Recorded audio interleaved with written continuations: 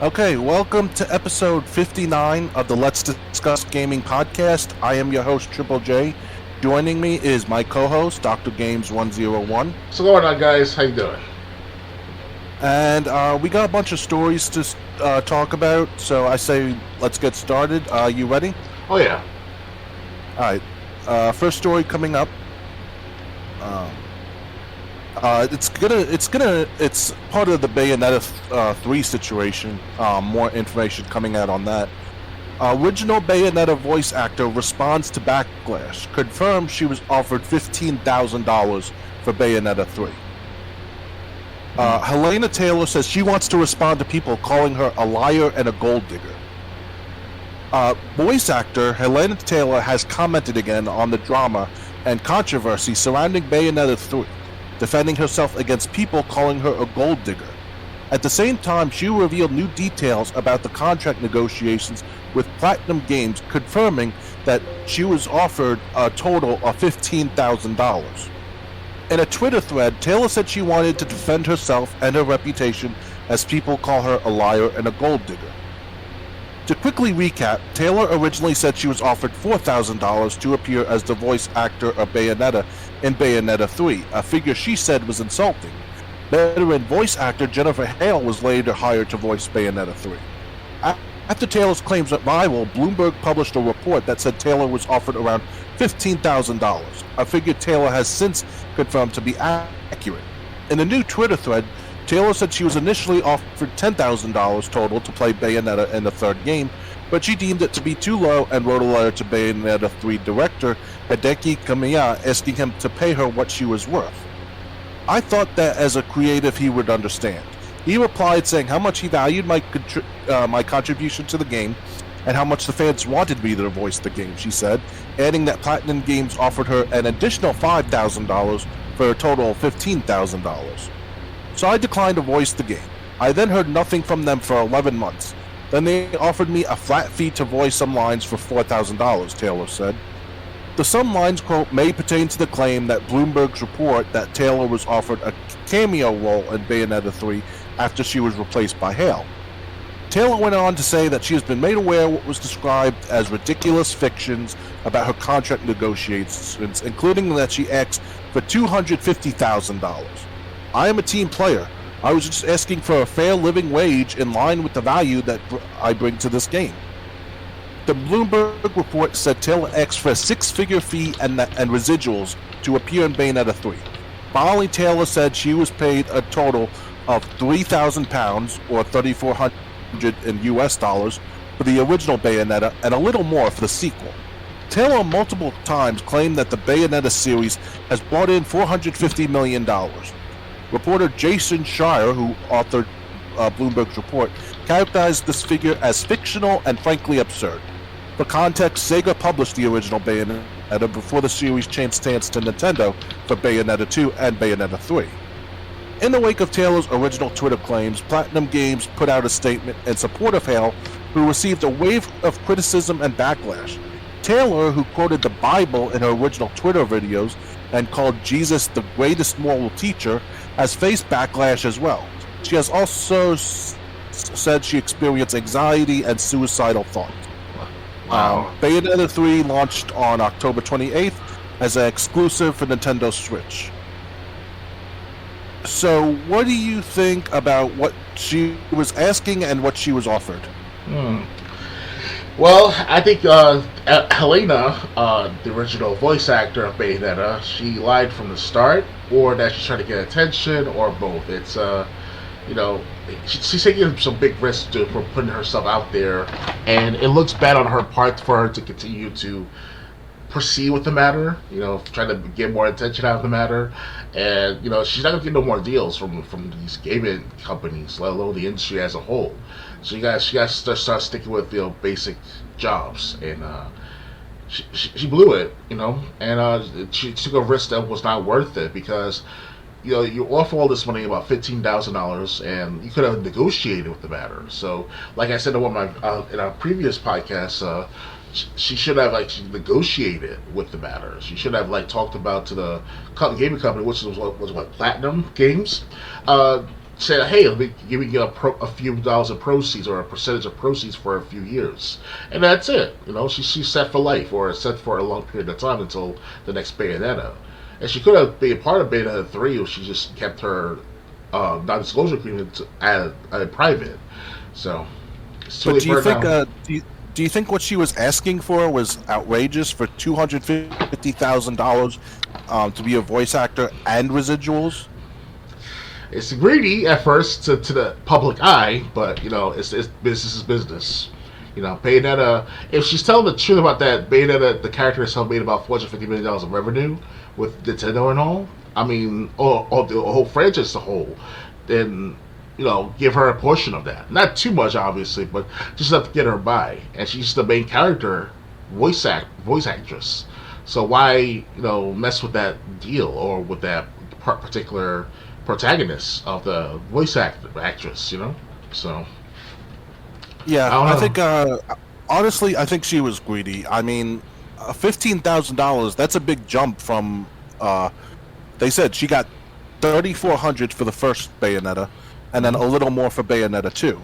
Right. So $15,000 total was a big jump.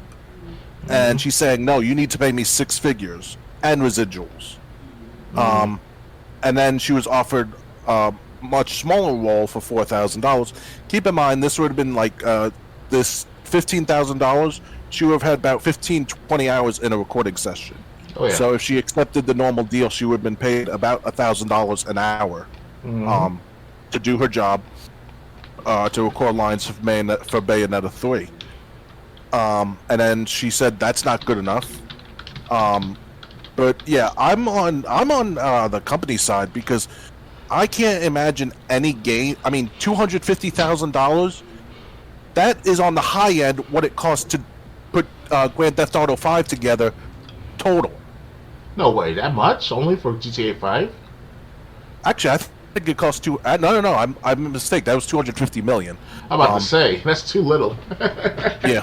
No, but the thing is, 250,000. Could you imagine how much the Bayonetta 3 would cost to make if voice actors were paid $250,000? Not in 1 year though, but in several sessions. You want to add up the sessions? Several sessions, but the sessions aren't going to happen 3 years apart. Or even She probably 7 has years. to go to a recording studio for like a week, and she was expecting to make 250,000, and then any profits, which there would have been none because there was, while Bayonetta has a big fan base, I don't think it's enough to where they can make, millions of dollars in sales just to break even. Oh yeah. So I think she was asking for way too much. I mean, if someone said they earned just over 3,400 or a little more than 3,400 for the second game, and then they say we'll pay you 15,000 for the third game, that's a big jump right there. And if I was her, I would have taken it.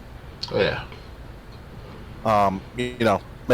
Maybe that's the thing about voice acting. Not that we hear she wants a living wage. Well, I mean, if you're good at what you do and you're famous at what you do, you'll be able to get a living wage because you'll have so many other jobs. You won't be banking on one, wanting them to pay you $250,000 to voice a video game character. Oh yeah. So I think she was wrong in this. Anything else to add, or ready to move on? I just think if Helene listens to us right now in any form of way, whether it's now or years later, she should have just kept the at private for a very long while. And then if something wrong goes up where after we find out what Bayonetta 3, then of course you can say something up with the matter about why she's asking so much. And but she just broke agreement, and anytime you work for any company of that non-compete or non-disclosure agreements, you have to abide by it, otherwise there'll be lots of lawsuits. And now, obviously, Helena, she may not be able to be sued directly because she doesn't have the money to pay for the legal damages for this company, Platinum Games. So, it's so it'll be interesting to see what's going to happen with the next couple of years after this ordeal has just died down a bit. So, yeah. Well, we got more news on Helena Taylor, which we'll get to next. Um, oh, okay. Here we go. Ex-Bayonetta actress asks fans to donate boycott money to anti-abortion group. Helena Taylor uses Bayonetta 3 launch to plug in anti-abortion billboards. The former voice of Bayonetta has gone from calling out bad pay for gaming industry talent to plugging the controversial anti-abortion group Billboards for Life. This all started out with her boycott of Bayonetta 3 after misleading fans about her removal from the project. She's now urging them to take the money they would have spent on the Switch game's release and give it to charitable causes instead, including the Kentucky-based nonprofit whose sole mission is to blanket cities and towns with giant signs aimed at guilting and shaming would-be parents. My posts have hit a nerve with people, she tweeted. Low-pay residents, not just in the gaming industry, but in the wider world beyond, all over the planet. To donate your boycott money, there are many local charities that need your help. While Taylor suggested traditional charitable causes like giving to food banks and organizations helping homeless people, she also promoted 14 organizations she had directly contributed to in the past. Gonna skip the tweets. These include the Student Pizza Fund for the London Academy of Music and Dramatic Art and several pet welfare groups, but also Billboards for Life, whose roadside propaganda feature artists' recreations of fetuses praying and quotes like, "I could dream before I was born." Taylor was promptly ratioed. Your post hit a nerve with people because you deliberately misrepresented the entire situation, responded one person. That and one of those charities is anti-abortion, responded another. I didn't have Bayonetta's original voiceover is kind of a turd on my bingo sheet this year, but here we are. The former Bayonetta voice actress became a mini internet hero earlier this month when she revealed she was no longer working on the series because of the insulting pay she was offered to continue playing the titular star. In several videos that went viral, she called on fans to boycott developer Platinum Games for only offering her a flat rate of $4,000. Caught in the crossfire was Jennifer Hale, who was then harassed over replacing Taylor. But Bloomberg later reported that Taylor was actually offered close to $4,000 per session, with the total pay for the project being closer to $15,000. Negotiations with Platinum reportedly only broke down after she refused to budge on higher pay and residuals from future sales. While Taylor denied ever demanding a six-figure sum for the payment for the project, she ultimately confirmed that the $4,000 number referenced in the original videos was for a brief cameo after she'd already been replaced by Hale, rather than for voicing the entire project, as she'd originally led fans to believe. Even prior to today's promotion of Billboards for Life, Taylor had come under scrutiny by some fans over who she followed on Twitter and what tweets she liked. Regardless of Taylor's beliefs and behavior, they is right that the story of low pay in games and beyond resonates with people. Not just voice talent, but developers across the industry often face uneven pay and exploitative working conditions. Boycotting a particular game is unlikely to fix that. Unions might. That's not one way you want to go. So what do you think of her basically saying, "Don't give your money to me, give it to this charity," which is a good message until she's telling you which charity to give your money to. How do you feel about this? Well, I mean, unless she's trying to make like a fundraiser herself, it's one thing. But if she's just freely telling people to donate to charities, go right ahead. You can say that to your base, your fan base. But if you try to tell them what to do with the money of specific donation charity related entities, then you just basically try to get some benefit out of it. Person yourself. Now, Percy herself, she must be against abortion and that killing a baby is a bad idea. Things like that. So it's up to her. That's her belief. That's personally her own little belief. But once she starts dictating to certain agencies or charities, it's kind of like you're just Just try to find ways to make money or what? I mean, that's how I look at it from my perspective. So, Yeah. Um, Obviously, giving the money to charity is a good message. I can't knock her for that. yeah. It's just how she went through this. She thinks she's worth so much more than she is.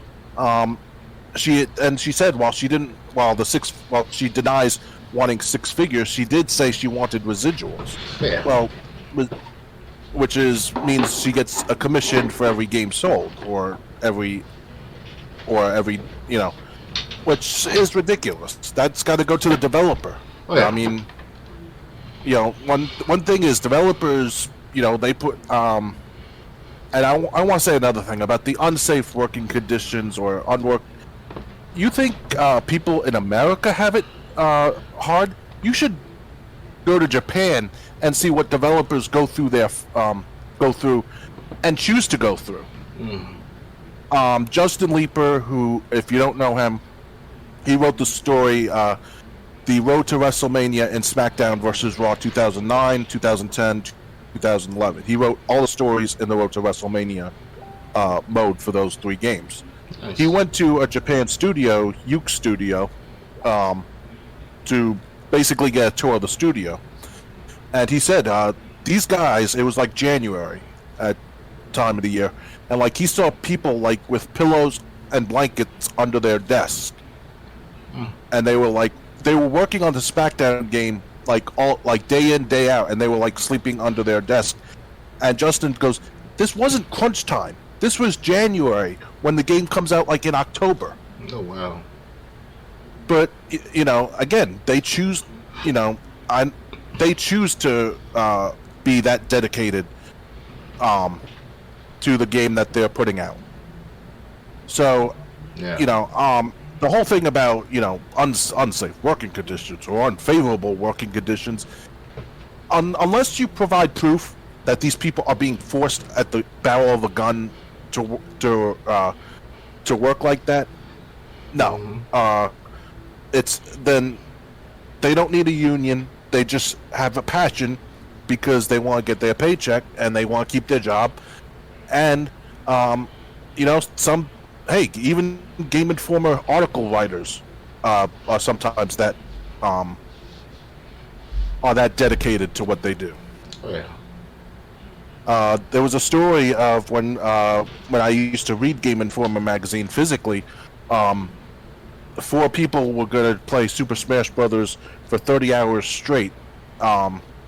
Super Smash Brothers Brawl on Wii for 30 hours straight, trying to get in the Guinness Book of World Records. God damn. One guy, he was working on an article about a Spider-Man game.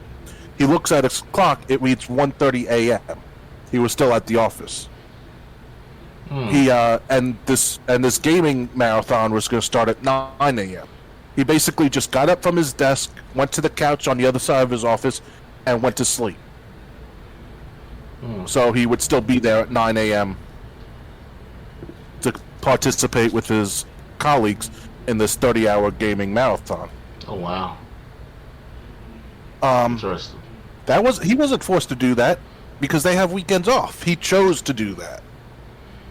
That's dedication So, loyalty right there. Yeah, he was working, and like I said, the gaming marathon was basically all volunteer. So that's dedicate. Yeah, that's dedication, but that's no one's being forced to work 14-hour work days. I think 16-hour work days are illegal in the U.S. So it's this whole thing about needing unions and unfavorable conditions. No, it's as long as you can still walk away from a job.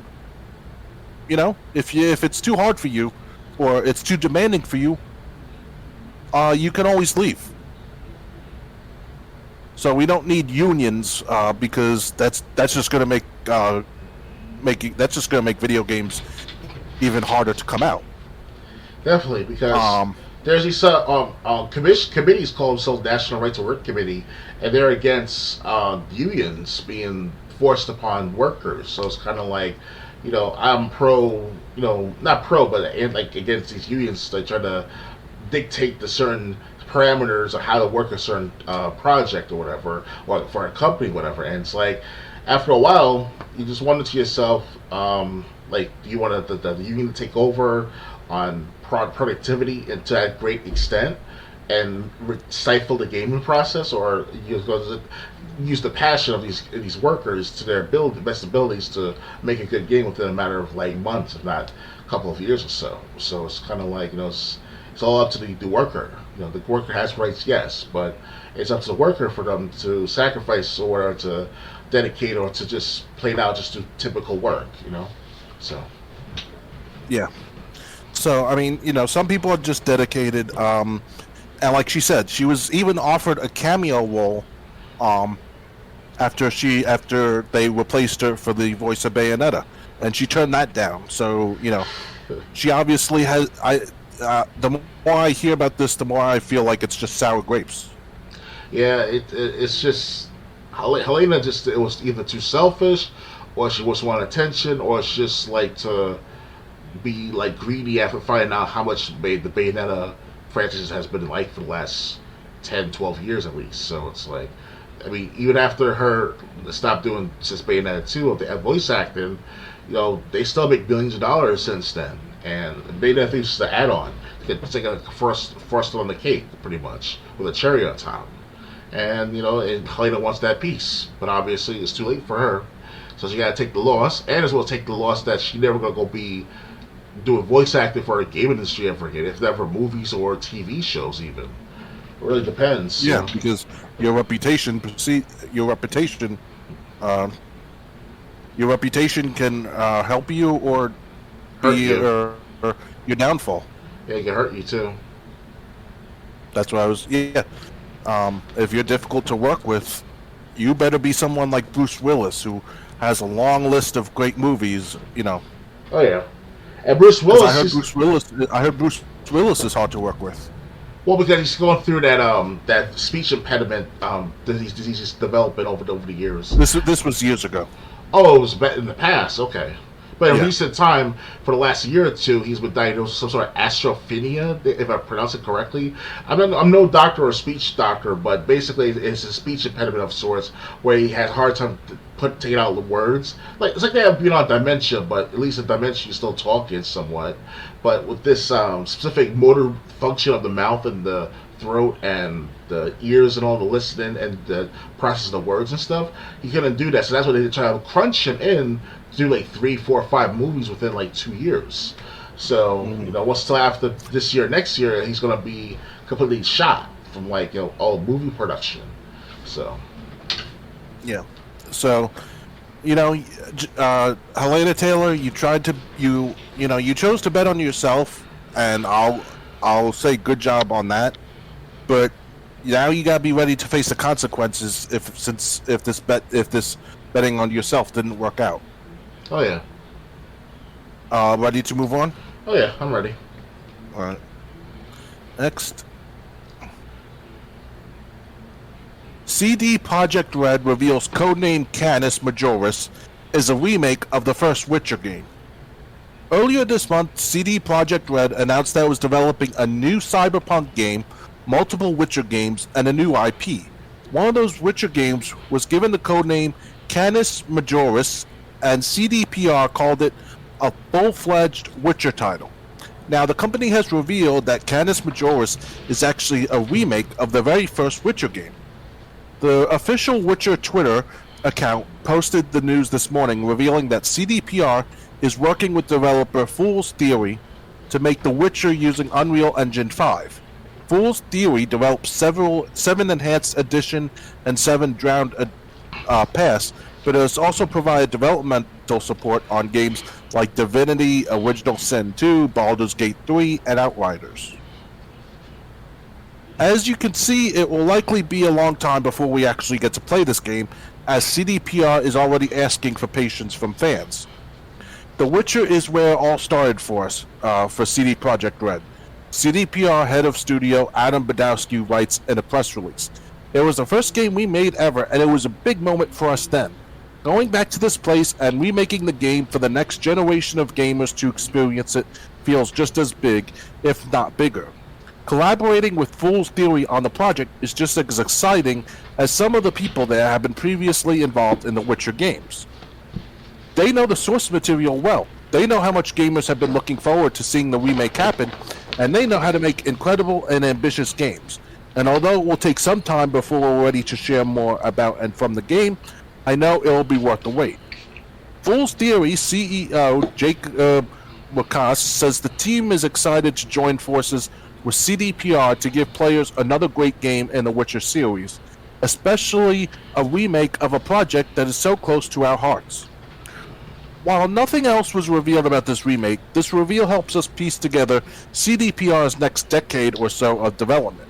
You can read about the company's other in-development projects like a new Cyberpunk game and a brand new IP. So, have you played the first Witcher game before, and what do you think of this new game, confirmed to be a remake of the first Witcher? Unfortunately, I never played the first Witcher yet. I could have sworn I bought a copy of it many months ago, but I guess not. But I did have Witcher 2, the Assassins of Kings, or Kings of Assassins. I played that for about 30 minutes to an hour back about at least 2 years ago. I still have it out in my library of Xbox games. Still good. Still play sometimes. As far as Witcher 3 and any other Witcher-related products out there, unfortunately, I heard good things about Witcher. It's good. I heard good things about the Witcher 3, but never actually get the proper offer to buy it on hand. So I can't say much about The Witcher 3 right now, but I'm sure it's a good game to play. I'm hearing so. But yeah, this new game coming out as a remake of the first Witcher game. That'll be interesting to see how's that going to be. So if I get my hands on the first Witcher, I'll see what the connection is later on, and see what's like see the improvements since the first one. So.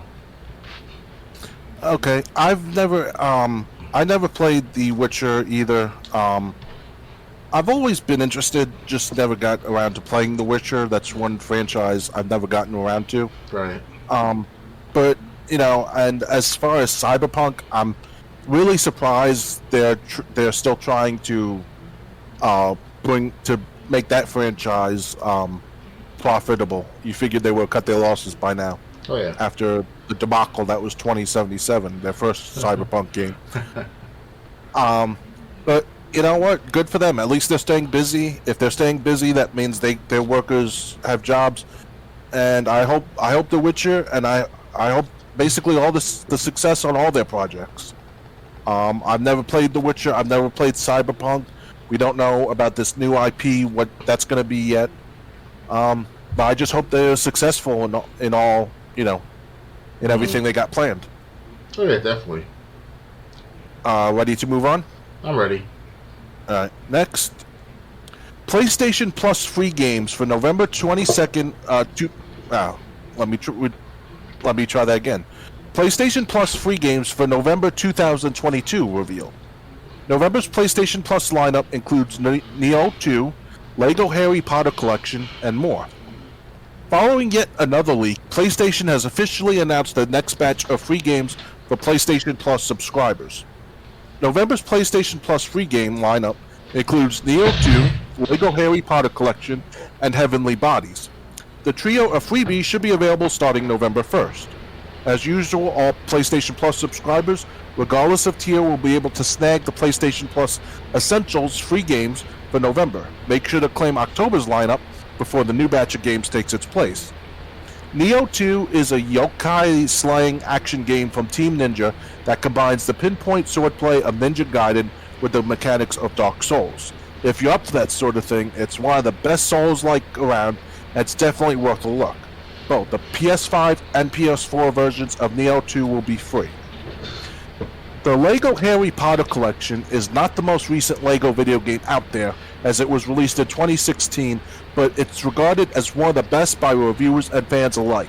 This collection combines years 1 through 4 and years 5 through 7 into one game. If you've already blasted your way through the recent Lego Star Wars The Skywalker Saga, it's a good next step. The physics-based puzzle game Heavenly Bodies rounds out November's selection of games.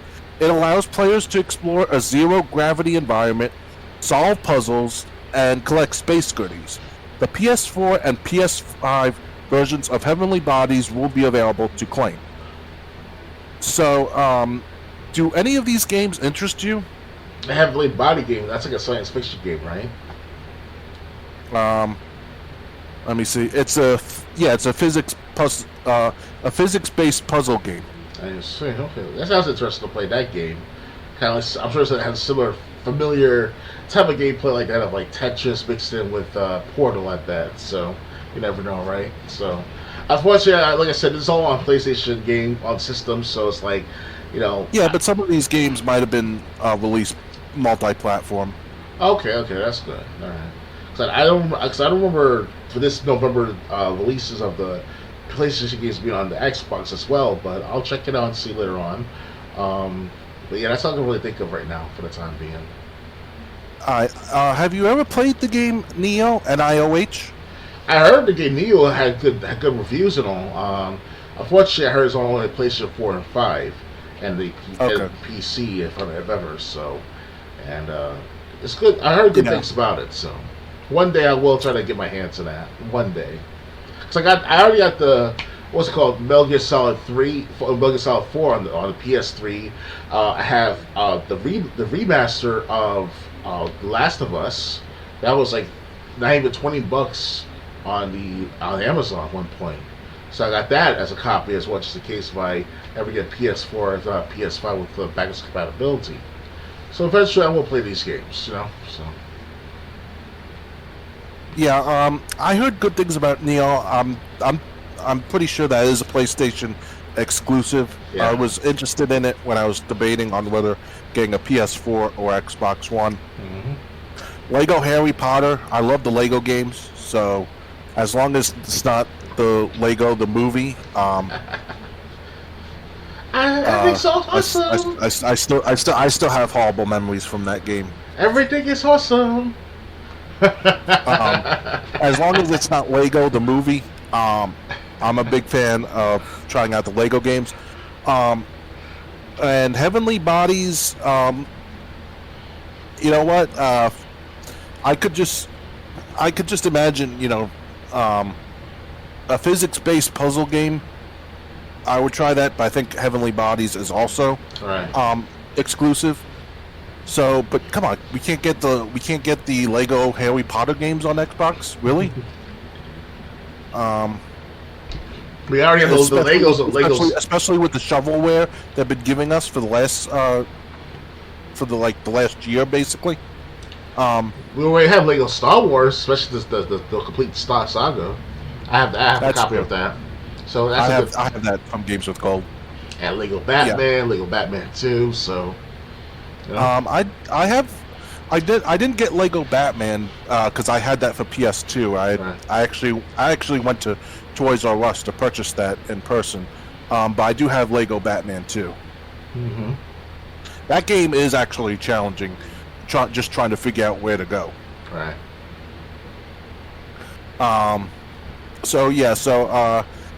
You know, if you're a PlayStation Plus subscriber, make sure you get these games because they're only available for the month, and it's making people who have to stick with Games with Gold really jealous. Mm-hmm. At least that's the way I feel. Right. Anything else to add, or ready to move on? I'm ready to move on. All right. Next. Modern Warfare 2 makes you aim your gun at civilians to quote-unquote de-escalate. The latest Call of Duty campaign's borderline level has been raising eyebrows with its depiction of police de-escalation.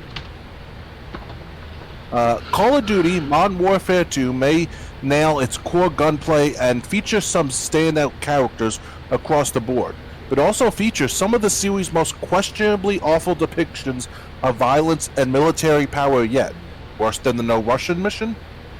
One level in particular, in which tensions rise between civilians and law enforcement, stands out as profoundly tone deaf and has been widely shared online as an example of the Call of Duty series at its most appalling and absurd. Okay.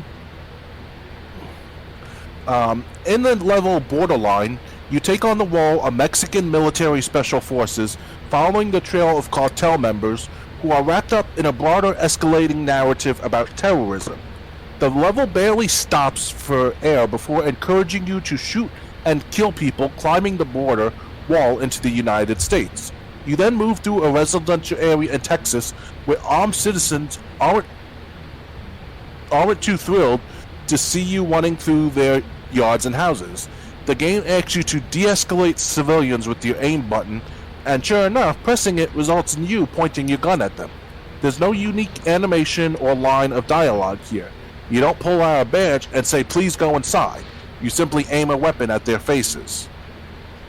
These scenes have become a topic of conversation and critique across the internet.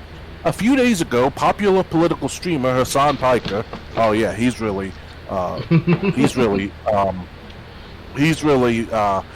fair, literally paused the game after de-escalating to comment on how remarkably awful this scenario is. As noted by Polygon, video essayist Jacob Geller also tweeted a video of the first de-escalation, which currently sits at 1 million views. This is far from an overlooked moment in a broader narrative. Borderline asks you to do this 3 times. On the third, despite your efforts to de-escalate, it seems the game gives you no alternative to violence. Standing in some random Texas citizen's living room, the civilians draw weapons of their own and start firing at you. This leads to a brief encounter with local police outside, where the following dialogue is shouted at you by cops with weapons drawn. Just as Mexican Special Forces Colonel Alejandro Vargas, the person leading the operation, is about to get cuffed, a cop steps out to stop the arrest and say, "It's hard to tell you boys apart from the cartel." You're then ambushed and have to fight off a few actual cartel members who are dressed nothing like your characters. They have little to no tactical gear on, no military insignia, and are arguably using noticeably different weaponry. So it seems the cops can't tell them apart, because why now? Sure, this is basically the entire level. Half of it spent aiming weapons at and killing people in private homes, then you're viciously threatened by law enforcement and racially profiled before finally getting into a few skirmishes with the game's bad guys. I recently had a conversation about this game with a friend who served in the military. In particular, we talked about another deeply uncomfortable moment of violence in the game. This one in the second level, where you gun down a person fleeing for their life and cowering in a bathroom. As he illustrated, awful things like this happen in war, but the depiction of this material, be that gunning down maimed or innocent people in a war zone or aiming weapons at civilians to de-escalate a situation, is a choice the developers made. And in cases like Killer Capture or Borderline, there's no clear alternative to these actions. This is not a recreation of a historical event. While levels like Borderline echo contemporary events and wider conversations about how police interact with citizens, it's worth asking what is appropriate for a game like this. Why were these the decisions made when designing these levels? What notions about how police or soldiers should act are legitimized and reinforced when presented the way they are here? Questions of realism are beside the point. There are a remarkable number of unrealistic things in Modern Warfare 2. As Polygon reports, no searchable police documentation recommends aiming a weapon at someone to de-escalate a situation. So it's not as if they applied realistic standards to this fictional scenario. And remember, in the level's third de-escalation encounter, the people you're aiming at do not only have guns, but draw them on you, indicating not only that you were right to treat civilians as hostile threats, but that as law enforcement, you're in constant danger. Meanwhile, in real life, it's very often the cops who are a threat to civilians. I'd like to rebut that. As police shoot unarmed people, again, I like to rebut that. Disproportionately people of color, that's totally false. However, these who built and designed the game close to run with this as the things you play out in a video game, in some cases with no alternative but to directly threaten the lives of innocent people, and these are the protagonists you're playing at. There are values and messages embedded in that, whether the game's created intended to be there or not. So basically, they're upset that you're not running around chasing rainbows in Call of Duty. How do you feel about this? We're still talking about Modern Warfare 2 2022, right? Yes. Wow. And I gotta say, after level 2 and 3, that makes me want to get the game a whole lot more. Okay, because I only played the multiplayer as of yesterday with my friend online for 12 years through the Xbox community, and it's pretty good. It's a little slightly better than the original Modern Warfare 2019 reboot. So it's pretty good. And unfortunately, I didn't get to play campaign.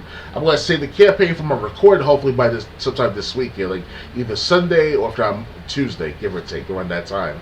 And wait, so you have Call of Duty Modern Warfare 2 2022? Yes, I do. I had to sacrifice for it though.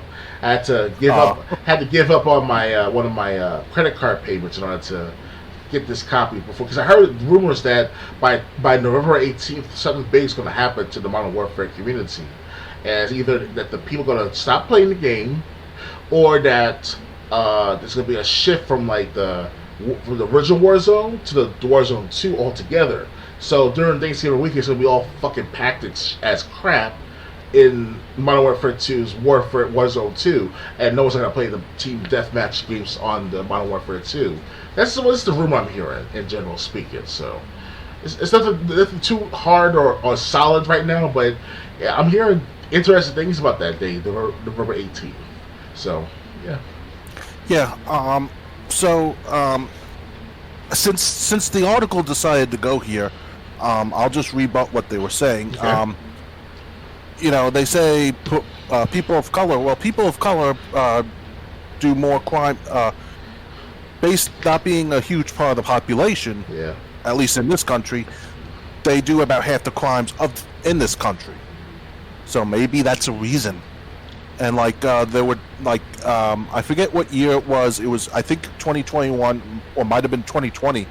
One of those years, 9 black unarmed guys were shot by the police, and of those cases, 7 were justified after an investigation, and the 2 who weren't justified, those cops involved, were dealt with. So I mean, that's so. If you want to try to say racism, that Game Informer writer needs to be fired because he has no idea what he's talking about. If I can put myself as one example, I'm a black person by the identity of me being a black person, but you don't see me going out there, doing the crimes and stuff like that, because I'm one of the very few within that group of people. And if they can make that exception, also see another trend going on where there's less crime for the last 25 years, especially in my neighborhood, this part of Queens. And, it was crazy back 25 years ago. So because of the post crack pandemic, you want to call it. So, times have changed. So that data can be either outdated or it's constantly changing over the last at least 5 years now.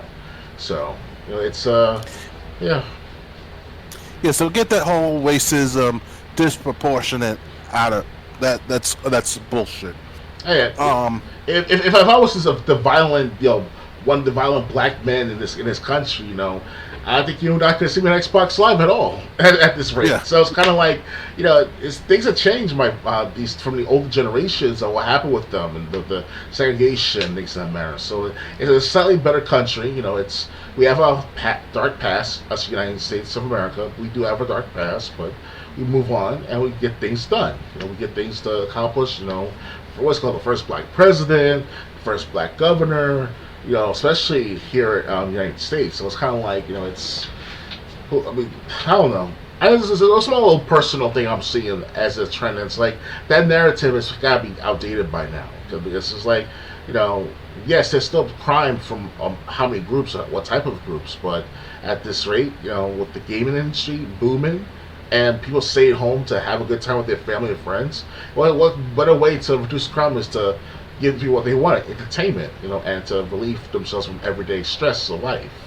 So that's my take. And I gotta say, this writer, I already X'd out the article, but this guy must have had a heart attack the first time he played a Grand Theft Auto game. You can play as a criminal? Oh my god! But no, I mean, this isn't even the first game to do that. I mean, I really like this guy to play Spec Ops: The Line on PS3. Oh yeah. There's a part where you're going through where you think like you're near an enemy encampment. So you find a launcher that launches white phosphorus, Mm-hmm. and it turned out after you kill everyone, you killed basically a refugee camp. Interesting. And then the soldiers start turning on each other like, you made the decision to do this. And then about like a level or two later, you're actually surrounded by hostile citizens. You try to walk past them, they attack you. So you have to start shooting at them, unless you're just going to stand there in a circle, wait for them to come to you, I guess. I mean, they always surrounded you. Oh yeah. I mean, you know, I'd like that. I like this writer, whoever he was, to play Spec Ops: The Line. And honestly, the way this guy's tried to inject politics and what he believes into this article just makes me want to play the game a whole lot more now. Oh yeah. I actually want to play Call of Duty Modern Warfare 2. Just I don't have the money right now, but if I can get it, I'm a whole lot more interested in the campaign just because of this guy's holier than thou outlook on. Yeah. I bet you if he's white, he's full of white guilt. Hey, if I wouldn't have brought politics into it, but when he added that in the last paragraph of his article, he opened the doors for me to respond. Understood. So yeah, good on call. But the thing is, what I'm originally was thinking is they were able to add this, but they couldn't add something like the no Russian mission. This sounds even more extreme than the no Russian mission from the original Call of Duty Modern Warfare 2. Oh yeah. But you know what? Good job, Good job, whoever made this Call of Duty. I'm not sure which company it was, but I applaud you. Oh yeah, definitely. Definitely. Ready to move on, or? As well, let this guys know that I will try to play that game sometime this next week. Technically speaking, next week. So, give me a chance, and I'll see how good this game is, and hopefully I can help out Triple J get a copy as well if we ever get a chance to. Because I think there's a sharing option where you can share people's games and stuff with certain accounts. So if you put underneath your home, probably I just have, but I still got an Xbox Live issue that I have to get resolved. But like I said, I plan to get that resolved Monday. So no problem. All right then. But ready to move on? Oh yeah. All right. Next.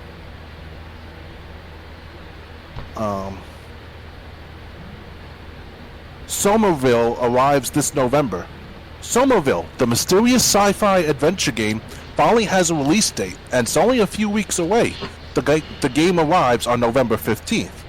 The experience comes from Jumpship, a studio founded by Dino Parti, former CEO of Limbo and inside developer Playdead. That shared DNA is evident in Somerville's somber, surreal atmosphere. The game centers on a rural family, a father, mother, and child, whose lives get turned upside down by a cataclysmic event involving extraterrestrial visitors.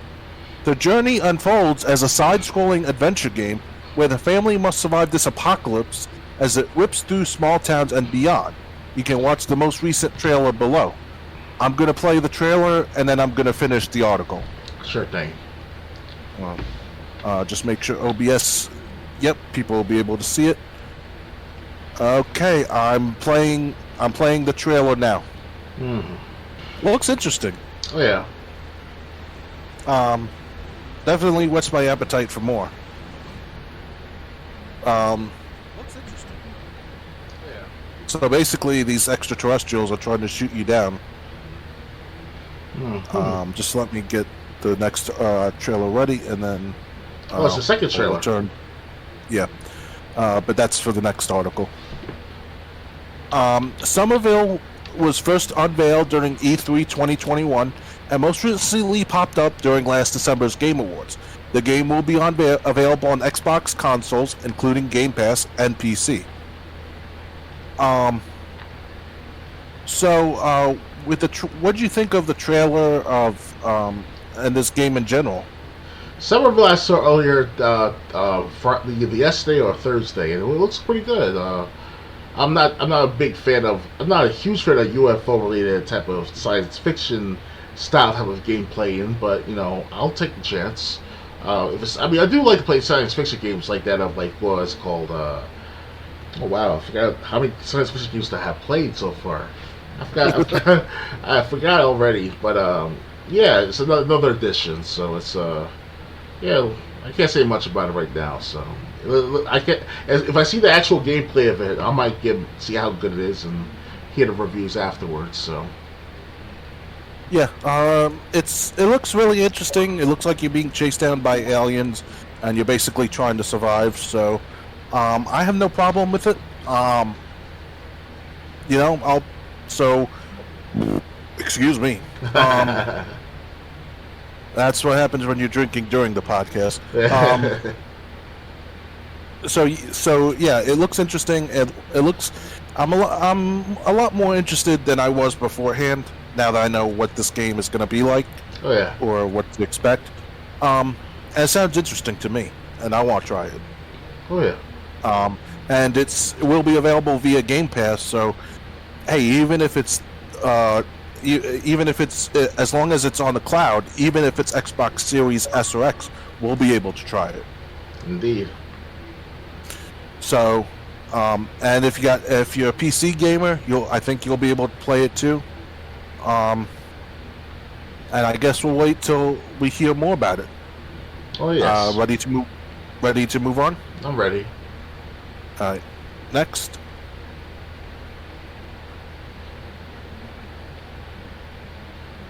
Is this ad gonna close? No.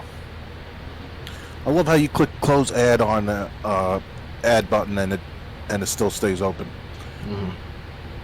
Anyway, Paranormal Tales is an eerie body cam style horror game. Paranormal Tales is an upcoming indie horror game with a unique perspective twist.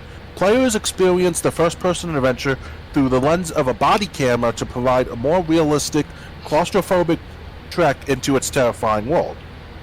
The game, created by two designers, draws inspiration from found footage films. The name shares the same initials as PT, which I can't imagine is coincidental.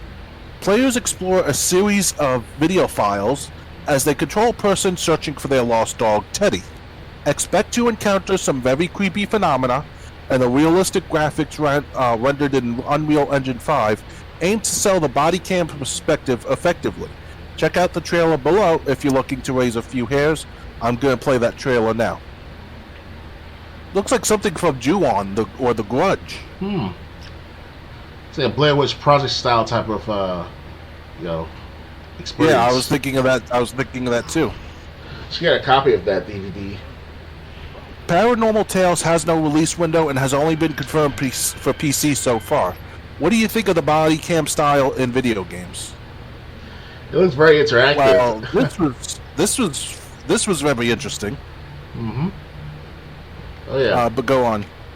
Yeah, it looks very realistic at first. When I first saw the trailer, I was like, "Wait a second, is this actual body cam footage?" And it's like, it is like that, but it's not. It's like rendered in a sense, in a gaming graphics type of way. So it's kind of cool that whatever technology they use, whatever the engine is, create a big difference in realism in the game. And I hope that we'll see something like that in the future too with other anime style type of genre type of zombie games, or even movies, if ever. They did that with Henry, Henry Danger, or a Hardcore Henry. Actually, that's a movie based in 2016 where it's a first-person view on the Go camo, and from the start to finish, it was like that. It was very interactive. It felt very like you play the actual video game while watching it in theaters at first, from what I hear. So, if it's like the Henry, Hardcore Henry, then so be it. And then, speaking of Hardcore Henry, there's supposed to be a sequel sometime this decade. I'm not sure when exactly, though. That's the problem. So, yeah. This is kind of like the video game Telling Lies that's on Game Pass. I don't know if you ever played that one. I never heard of that. Okay, well, I would recommend it, but let me explain it. Basically, Telling Lies, a woman you see a real footage of a woman getting out of her car, going into her apartment, logging on her computer. She opens some program, and 5 videos appear. The job is to watch those 5 videos, pick out like key names or terms. Okay. And then as you search for those terms, more videos pop up. And basically you're trying to find out what's the relationship between all these people and all these videos. Oh. So I played that for a couple hours until my mind was just blown. I was like, I can't even continue. But it was interesting finding, like, you find this guy. He looks like he has he's like in his normal 40s. It looks like he has a wife and a very adult looking daughter, but then he's like at some activist group, and he's really chummy with this female in this activist group, and then you find out with the whole story with their, relationship, and it's basically like the more you look for, the more you'll find. Because any name or keyword that you pick out will most likely pull up more videos, and then you'll see these same people in other videos, and it's basically all pertaining to the story. You're basically trying to figure out in 5 hours of game time what the relationship between these characters. Okay. That's what I thought of when I saw this game, Paranormal Tales. And like I said, it reminded me like of The Grudge, which being chased by the Grudge while you're out looking for your dog. And I think looking over all these videos is gonna be kind of like Telling Lies, which last time I checked was on Game Pass. I see. So yeah, this was really interesting. This is another interesting game. I'm interested. Hopefully, it comes to more than just PC. Right. But like they said, they don't even have a release window for it yet. Ready to move on? Yeah, I'm ready. All right. Next. Scroll down.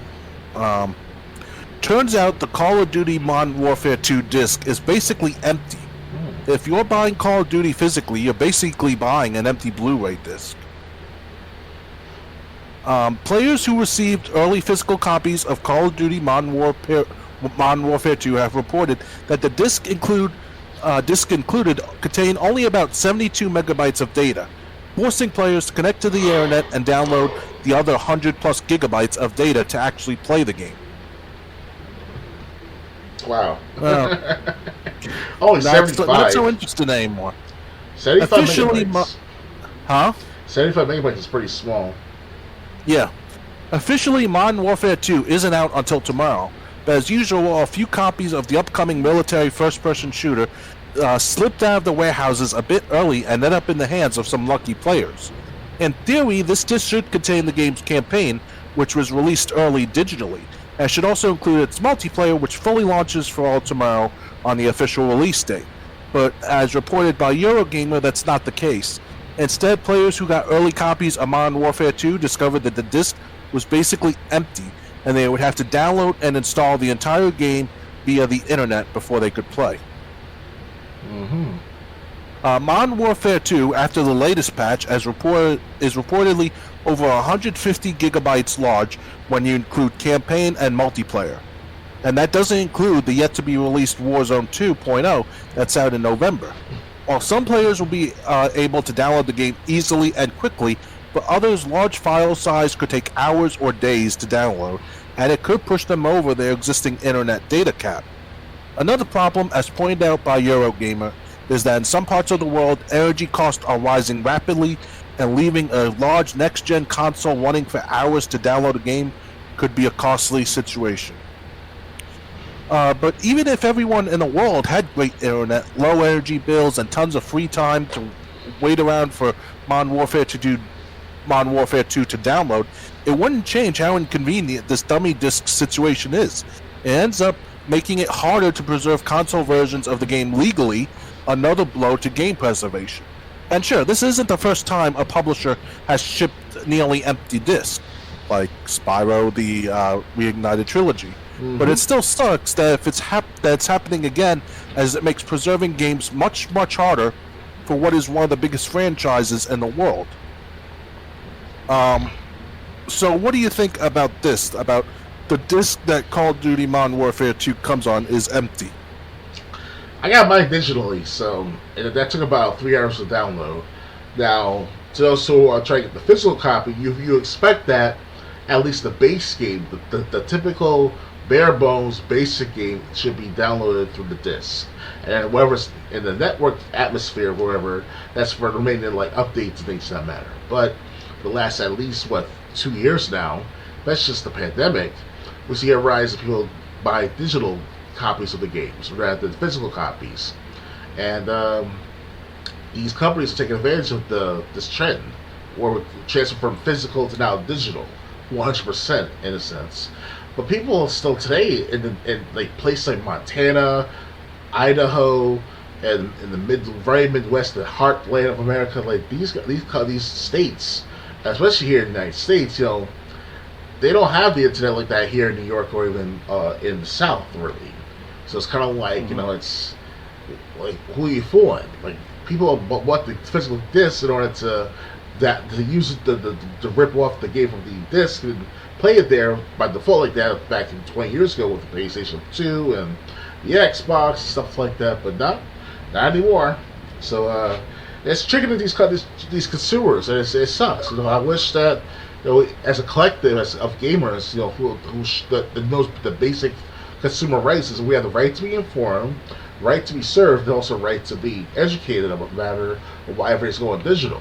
And if they refuse to talk about these three aspects, at least, of us consumers, then it's in violation of our Bill of Rights as consumers. So I don't know. Time will tell. People will see this and then be like, "Yep, it's too late." So yeah, it's not too late right now, but again, this is for me and Dr. Games 101. This really wouldn't be too bad. I'm assuming he's got fast internet. I got fast internet. Downloading games is really no problem for me. I've been downloading a lot of my games that I own until my PayPal situation is resolved, which won't be till at least Monday. Likewise.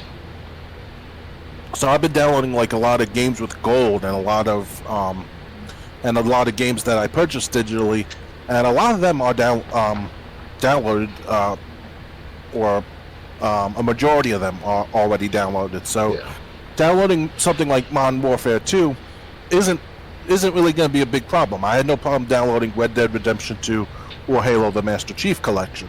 Mm-hmm. And those are games that are over 100 gigabytes each. Oh, yeah. But yeah, like people who have limited internet, this is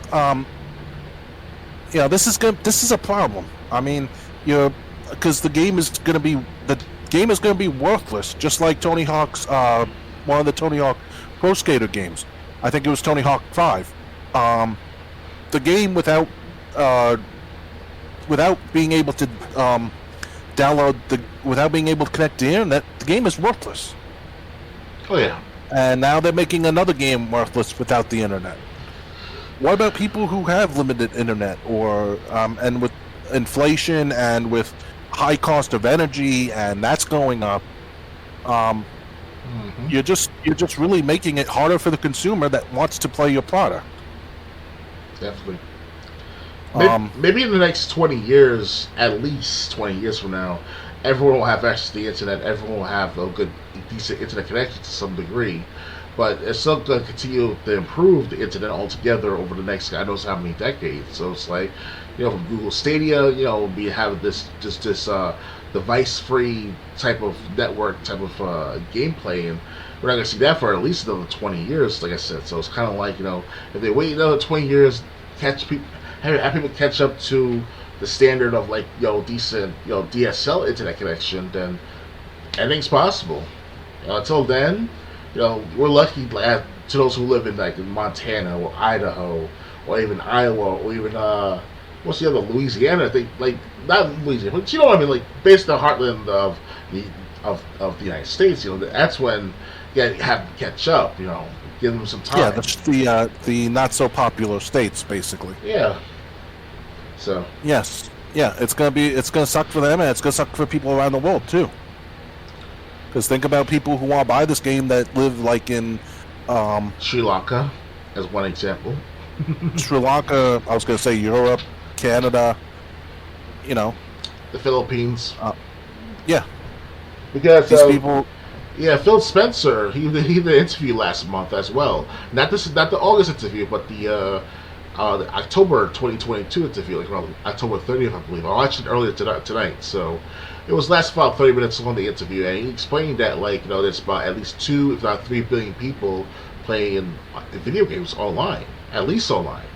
And he's telling the truth about that, because you got to think about the whole world. That not everyone's going to have high-speed internet right this second, and exactly. Yeah, so. Yeah, so I mean, I think this is a bad idea. But if game developers choose to do it, there's nothing they can do until they decide to listen to us. Oh yeah. Ready to move on? They have to listen to us, otherwise, people are just gonna be like, okay, I'll just play my old Super Nintendo games from like 1990, or even Nintendo system. I still got my Nintendo system up around here somewhere in my room. I got my Nintendo hooked up. Yeah. I still got a few games for it. Goodness forbid if the internet shuts down and all the podcasting services will shut down. It's like, we can still record somehow, some way, and transfer we over could still to record. We wouldn't have a way to upload, but we'd still be able to play video games. Yeah, at least that. I could still play the Division 1 and 2. I just wouldn't be able to team up with anyone. Yeah. I could play, but I got a few Nintendo games. I'm re-downloading Midway Arcade Classics, which has like 25 games. I gotta get that copy. Like Total Carnage, Smash TV. As long as that game's installed, I'll be able to play it. Oh, yeah. Even if I can't connect to the internet. And there's no reason to, because that game doesn't allow multiplayer unless it's local. So. Oh yeah.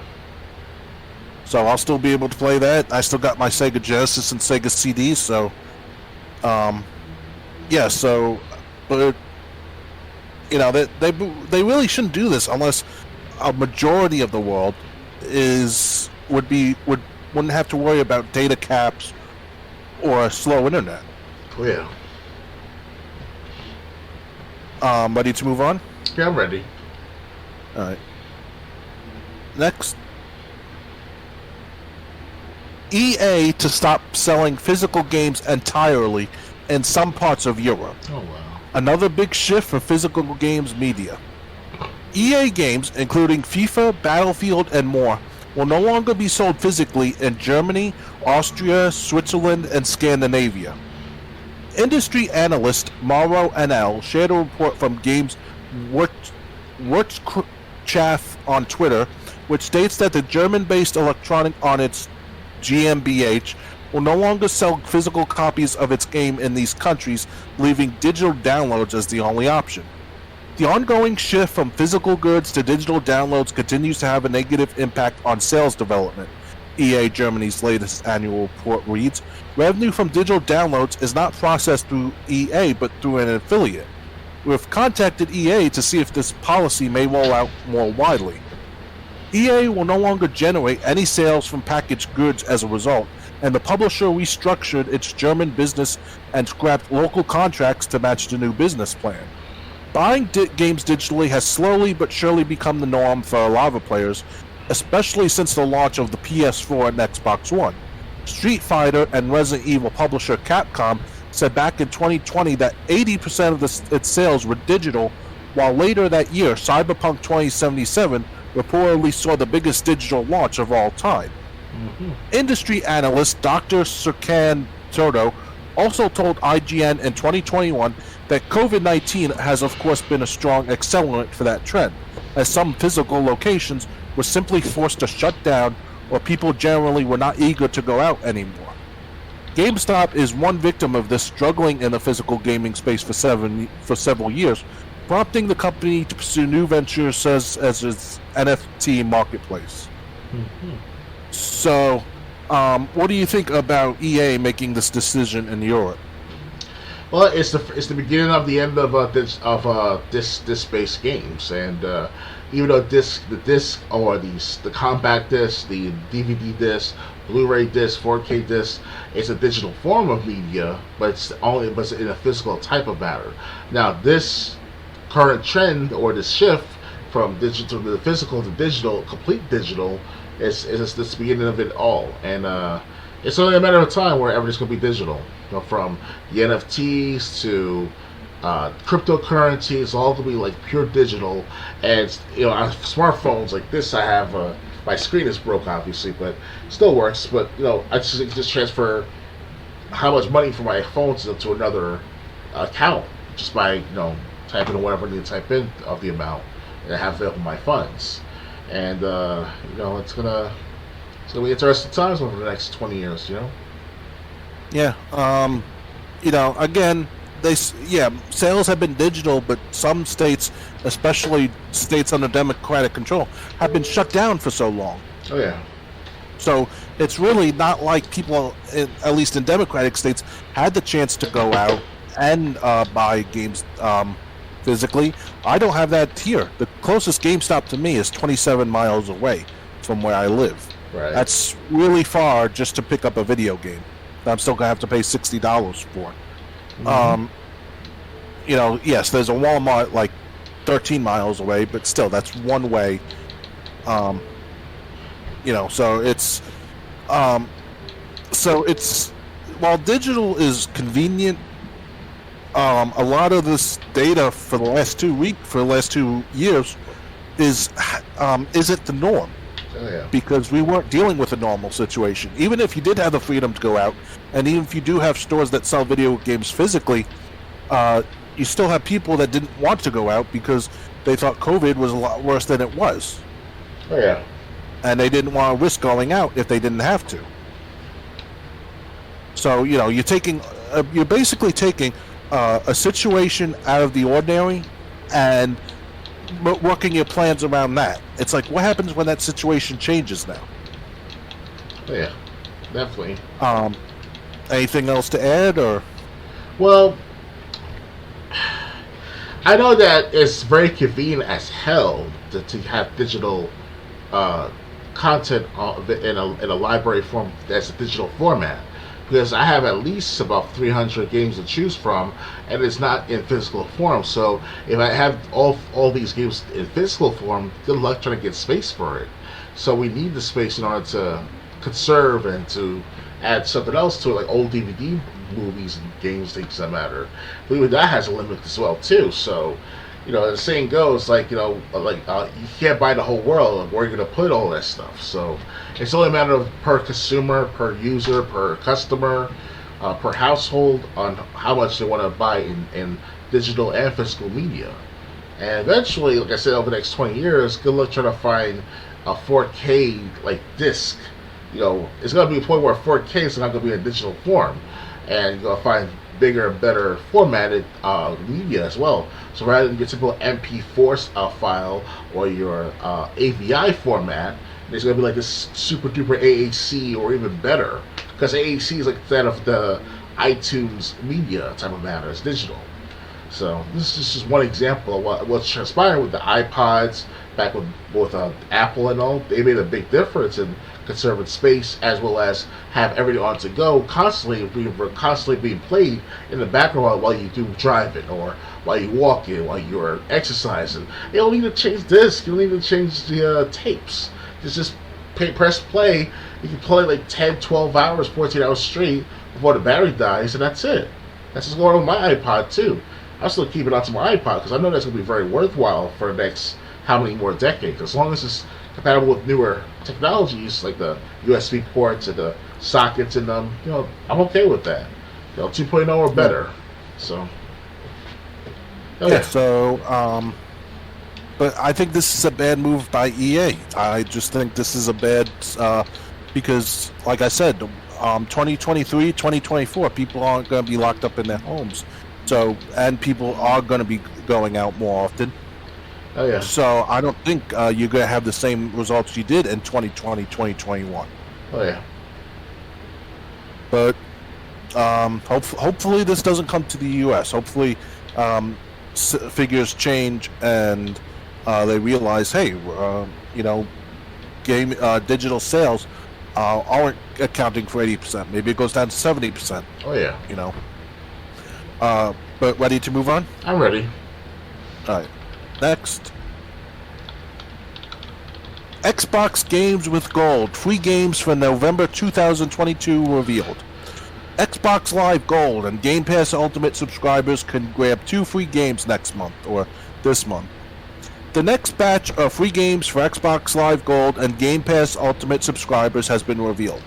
November's Games with Gold lineup include Praetorians HD Remaster and Dead End Job. The former will be available to claim all month, while Dead End Job will go live on November 16th. It's the second month of the new Games with Gold strategy, which drops backward compatible Xbox and Xbox 360 titles, reducing the freebies from 4 to 2. Get rid of that strategy now. Praetorians HD Remaster is of course a remaster of the 2003 real-time strategy game set during the early days of the Roman Empire. The remaster released in 2020 to positive reviews thanks to overhauled visuals and quality of life improvements that brought the classic closer to modern standards for the genre. The story takes place across battlefields scattered throughout Egypt, Italy, and other countries. Through the scope and structure of this real-time strategy isn't quite as grand as many modern strategy games. It's definitely worth checking out if you're in the mood to play an RTS. Halfway through November, subscribers will be able to snag Dead End Job, a humorous twin-stick shooter with cartoon graphics inspired by the Ren and Stimpy show and other cartoons from the era. Your job is to hunt ghosts with your plasma blaster and vacuum pack that is reminiscent of Luigi's Mansion. Dead End Job can be played solo, but it's probably best played with a friend via local co-op. It supports drop-in, drop-out cooperative ghost hunting for the entire adventure. Thanks to procedurally generated levels, no two runs will be exactly the same. What do you think of these great gems that Games with Gold is offering? You mentioned something about Ren and Stimpy. What's that about? That's the second game, called Dead End Job, a humorous twin-stick shooter with cartoon graphics inspired by the Ren and Stimpy show. Oh, okay. All right. Sorry if I've been away for a minute, and so I only heard like 1 or 2 games that are available for the Xbox Games with Gold. And even if they are available for Games with Gold, some of these games, it's also how many are we getting too. That's a situation as well too. Because I was on the see for the last month or two, you don't see Xbox 360 games or Xbox One originals anymore. Is that true? What was it? Well, from what I could tell from the Xbox Games with Gold, they're not showing too much of Xbox 360 games as much for the last couple months. Yeah, they got rid of them. September was the last month. Wonder why? Is there a reason behind the matter, if you know? The reason that was given was any games that they were going to be able to make backwards compatible from 360 to Xbox One. They made every game that was going to be able to run backwards compatible. They already went through that library, so they basically said, okay, since we can't offer any 360 games unless we start offering ones we've already offered, which they should do that again. Okay. We're just not going to offer anymore because any of the remaining 360 games we didn't offer, we can't make backwards compatible. Well, that sucks. Yeah. And look what they're giving us. I mean, real-time strategy game, which is fine, and then this twin-stick shooter. Geez, it's not like we haven't had those offered before. Oh yeah. I mean, a twin-stick shooter where you're sucking up ghosts, and this real-time strategy game, which, I'm not a big fan of the real-time strategy games. I mean, Valkyria Chronicles 4, that's really different, but that's like the only real-time strategy game I like. Oh yeah. But this is I don't know. Does this feel like more shovelware for the second month in a row? Well, they're running out of ideas to make it viable and relevant to us consumers, us gamers. So, because little by little, for the last year now, I'm not seeing much interesting titles for this Games with Gold feature that I have with my Ultimate Pass. So, hopefully by next year they'll improve on the matter if they hear us and hear our outcries and complaints. So, yeah. Yeah. I really don't care about either of these games. Because like the real-time strategy game, that sounds like something that would be a lot better on computer. Oh, yeah. If you had a mouse and keyboard, instead of trying to play that on a controller. And a twin-stick shooter, if I want to play a twin-stick shooter, I got Smash TV on Midway Arcade Treasures. Mm-hmm. I don't need I get it. The levels are generated, so the first level could be different every time you play it, but you're sucking up Ghost. It's just you see how disappointed I am with Games with Gold. Yeah, I feel disappointed bring the too. 360 games back, for crying out loud. Heck, what you're taking off Games with Game Pass is more interesting than what you're giving us for free on Games with Gold. Yeah, how about bringing back the what's that thing called again about with I'm sorry guys, I lost thought at first, but you know what I mean. Like it's they should have thought about this a long time ago that sooner or later you're gonna run low on titles to update itself. Like why not bring back Remember Me? I always want to play that game and I have a copy of it, with my other games. Perhaps games like Body Count. Body Count was not backwards compatible yet. They should have done something like that. I mean, they did a good job putting Fear 1, 2, 3, Fear Files, and Max Payne 3 for backwards compatibility as the last, rodeo of sorts of get backwards compatibility games. But they should have ended it. They should continue with that matter. So yeah, I mean, they should try to get those. I mean, Game Pass wouldn't be so great if it wasn't for EA and other publishers letting their games appear on there. What they should do is allow, if a game is going to be on Game Pass, if it's taken off Game Pass, it could possibly be a Game with Gold down the line. Oh yeah. Like I said, I would love Final Fantasy 13. I don't have Final Fantasy 13, but I would love to chance to download that game fully and have it. Ever since they took it off Game Pass. Oh yeah. I would much rather have Final Fantasy 13 than these two games that they're giving us. Indeed. But no, they gotta give us this stuff, which, like I said, I could not have any less interest in what they're giving us for the month of November. And it's not gonna get any better. Oh yeah. Definitely. Ready to move on? I'm ready. All right. Next. Xbox Game Pass is not growing as fast as Microsoft anticipated. New subscriptions fell short of targeted growth rates in the 2022 fiscal year. Game Pass subscription targets fell short of Microsoft company goals, according to a new financial filing from the tech giant.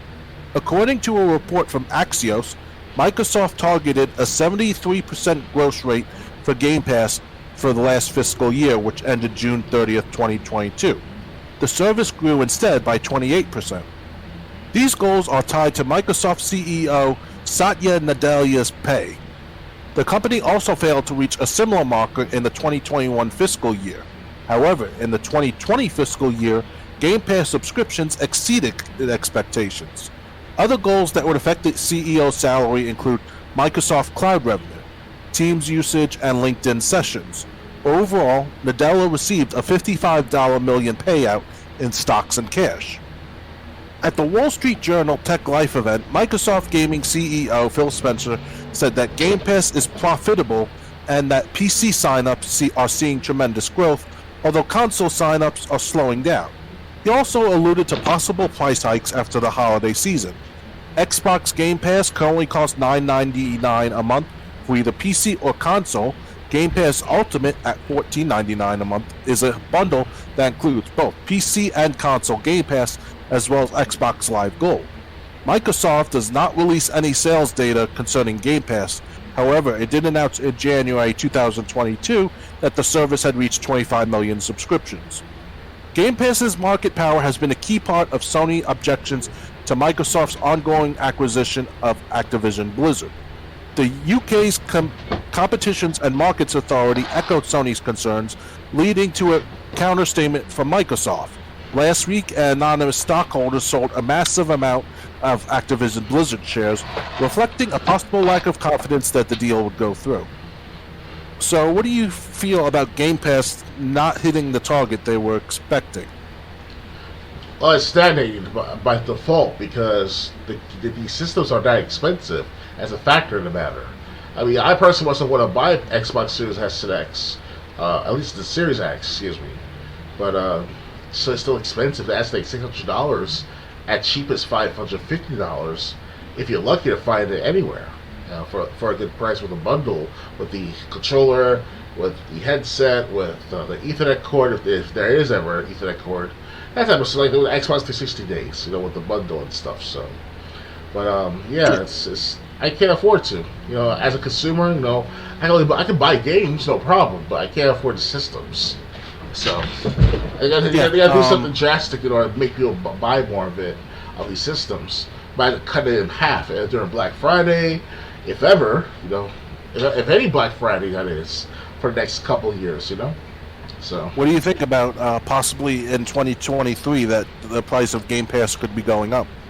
That doesn't surprise me because of the inflation. It's can't be $9.99 a month forever, and definitely cannot be $14.99 a month for the Ultimate Pass. So eventually, that Ultimate Pass instead of being $14.99 a month, it's not going to be maybe perhaps $20.99 or even $19.99.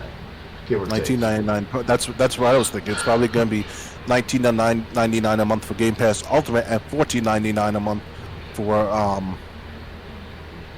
for just the console. Oh yeah. Which honestly, if that's the case, I'll just go down to console only because I don't have PC and I don't play games on my PC anyway, right. Except for Total Extreme Wrestling 2020, which I own a license to, so it's not like I'm playing that off Game Pass. So yeah, so I mean, I have no problem with them having to raise it, but like I said, they said in 2020 fiscal year, which ended on June 30th. They exceeded expectations, but the last 2 years, again, COVID lockdowns in the United States started in March of 2020. In other places like Italy, it started in February. That's why. And the thing is, well, you're probably saying, well, that meant people spent more time at home. Yeah, but people also lost their jobs and were laid off. Mm-hmm.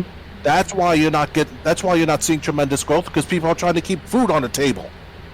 Not to mention, let me also add this too, Triple J, is that in the beginning of the release of the PS5, especially to add one example, they had a lottery of you having the privilege to buy the game. They're trying to ration out who can buy the freaking system of PS5. While Xbox Series X and X, they were giving it some good, hype for the buying their system, but either or what system you still can't afford to, because like you said, people still try to find what to either to eat or to heat up their homes or both.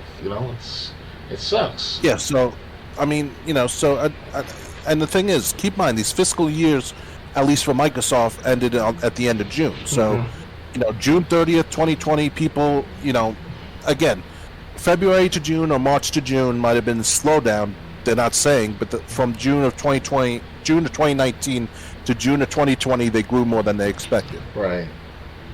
But the lockdowns only affected people like the last 3 or 4 months of that fiscal year. Oh yeah. And then people lost their jobs. And some people being locked down and not being able to go back to work or not being able to get a job or whatever. Obviously, they're not going to spend, $10, $15 a month because they don't have it. Yes, you're right. My writing job also disappeared and still hasn't come back. Mm-hmm. Now, that's due to inflation instead of the pandemic. But, I'm sure I'm not the only one. Yes, indeed. So, that's why I'm just a little angry because. It's like with EA. They're they're looking at they're taking like the last year or the last 2 years of data, and they're looking at it. And it's like these 2 years are an outlier. Oh, yeah. They're not status quo. Oh, yeah. If things were status quo and you still saw these numbers, then there'd be reasons to worry. But you're basing your future business choices, at least in the near future, on an outlier. Indeed. Ready to move on? Yeah, I'm ready. All right. Next, we only got a few more stories for tonight. Xbox head Phil Spencer says Call of Duty will stay on PlayStation as long as the platform exists. Xbox head and Microsoft Gaming CEO Phil Spencer has revealed that assuming the company's in-progress acquisition of Activision Blizzard goes through, the Call of Duty franchise will remain on PlayStation as long as there is a PlayStation platform for the series to release to. That news comes by the way of a new interview between Spencer and the Same Brain YouTube channel, where Spencer said Activision Blizzard would keep releasing Call of Duty games on Sony console as long as there's a PlayStation out there to ship to, as reported by Eurogamer. We're not taking Call of Duty from PlayStation, Spencer said. That's not our intent. Our intent is not to do that. As long as there's a PlayStation out there to ship to, our intent is that we continue to ship Call of Duty on PlayStation, similar to what we've done on Minecraft since we've owned that.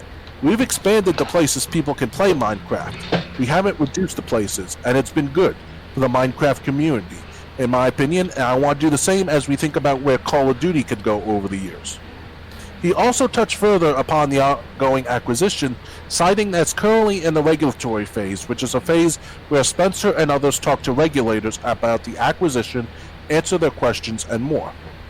I'm pretty confident in the deal closing, Spencer told SameBrain in the interview. Spending time with regulators, I think they're asking good, honest questions about a big deal. As you mentioned, the biggest deal Microsoft's ever done.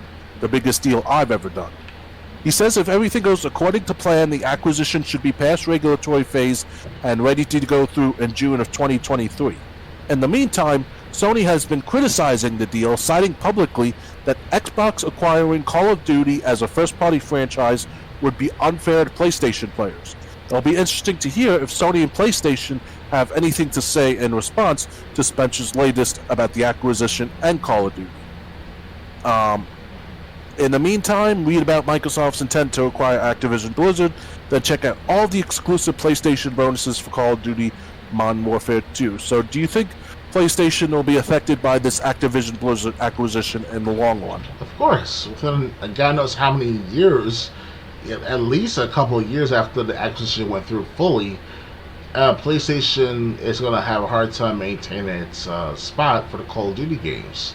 Because Xbox will... keep in mind, they're asking that with Phil Spencer saying, no, as long as there's a PlayStation console on the market, we're going to continue Call of Duty games. It's not going away in 3 years.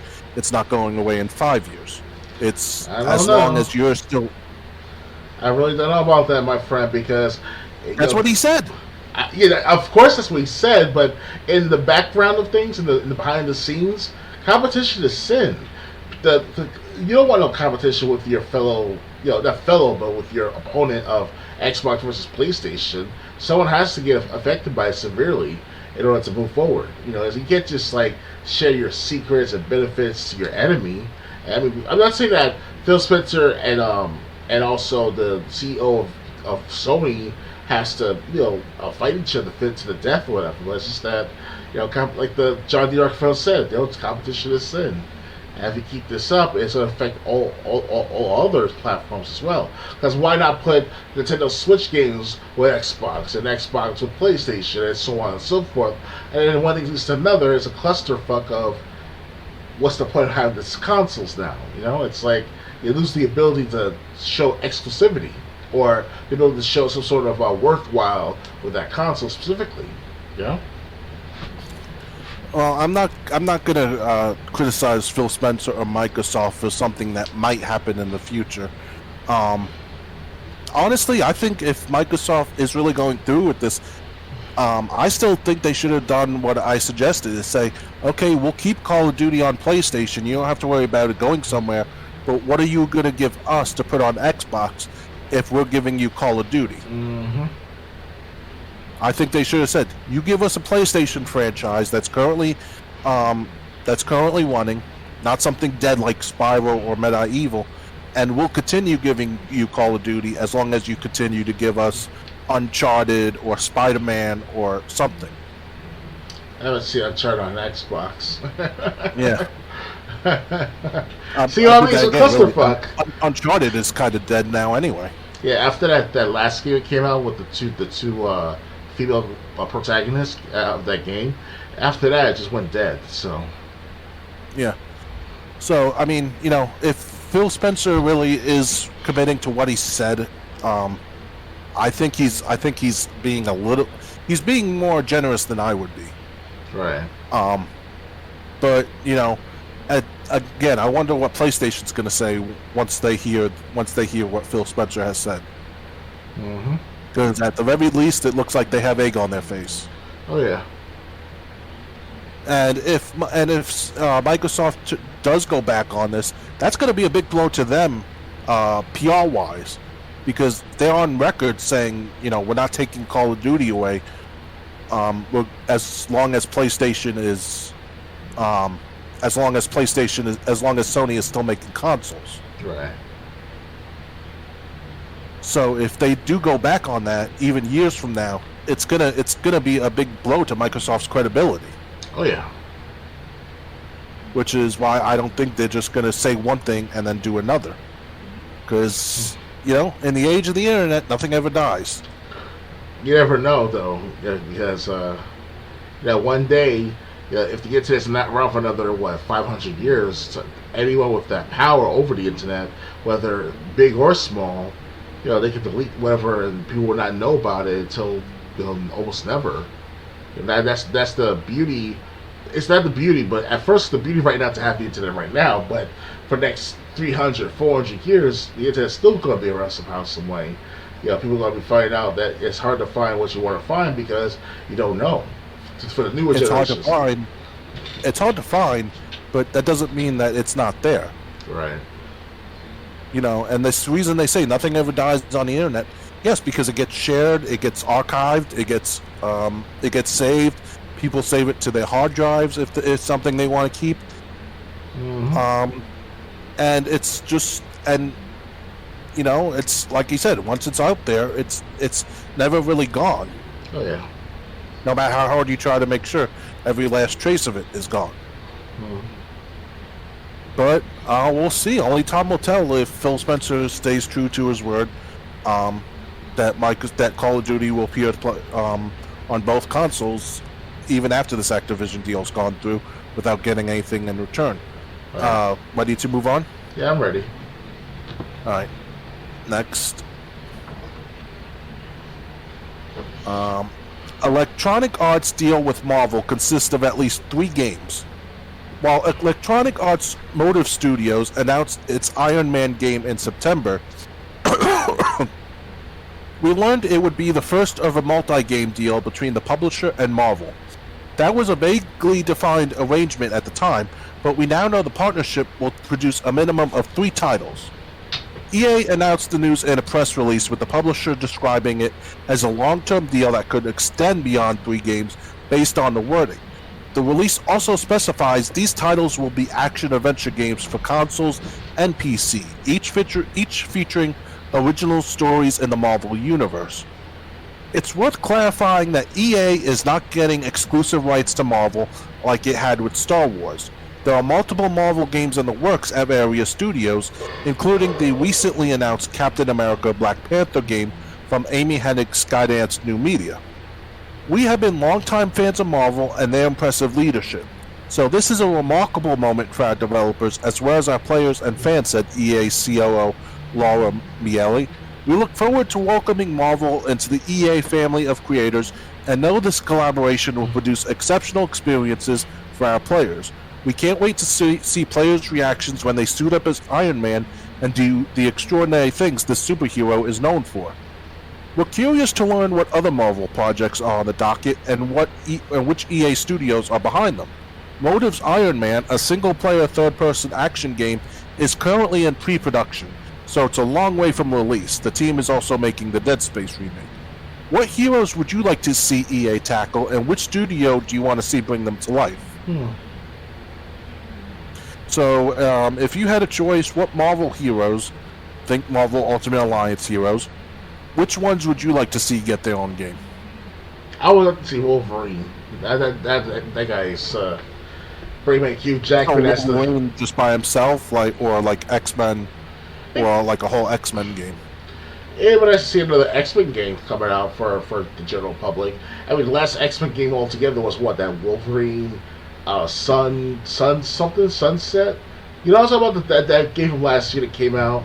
Supposed to come out last year or something, but didn't do so well. I don't remember that. The X-Men game, the last X-Men game I remember was like for 360. I see, because we had the Avengers back in 2020, but that obviously that's on the Xbox One and PS4. So it's yeah. But there's supposed to be another game will feature Wolverine that I had the Game Informer magazine just showing the cover of Wolverine on it. So I can't find it right this second. So, but that's what I remember. Unfortunately, I don't know the exact title of that game. So. One game I'd like to see is a game we haven't. I don't know if we've seen this since the PlayStation days. I'd like to see a game based off Blade. Oh wow! Yeah, I forgot about that character.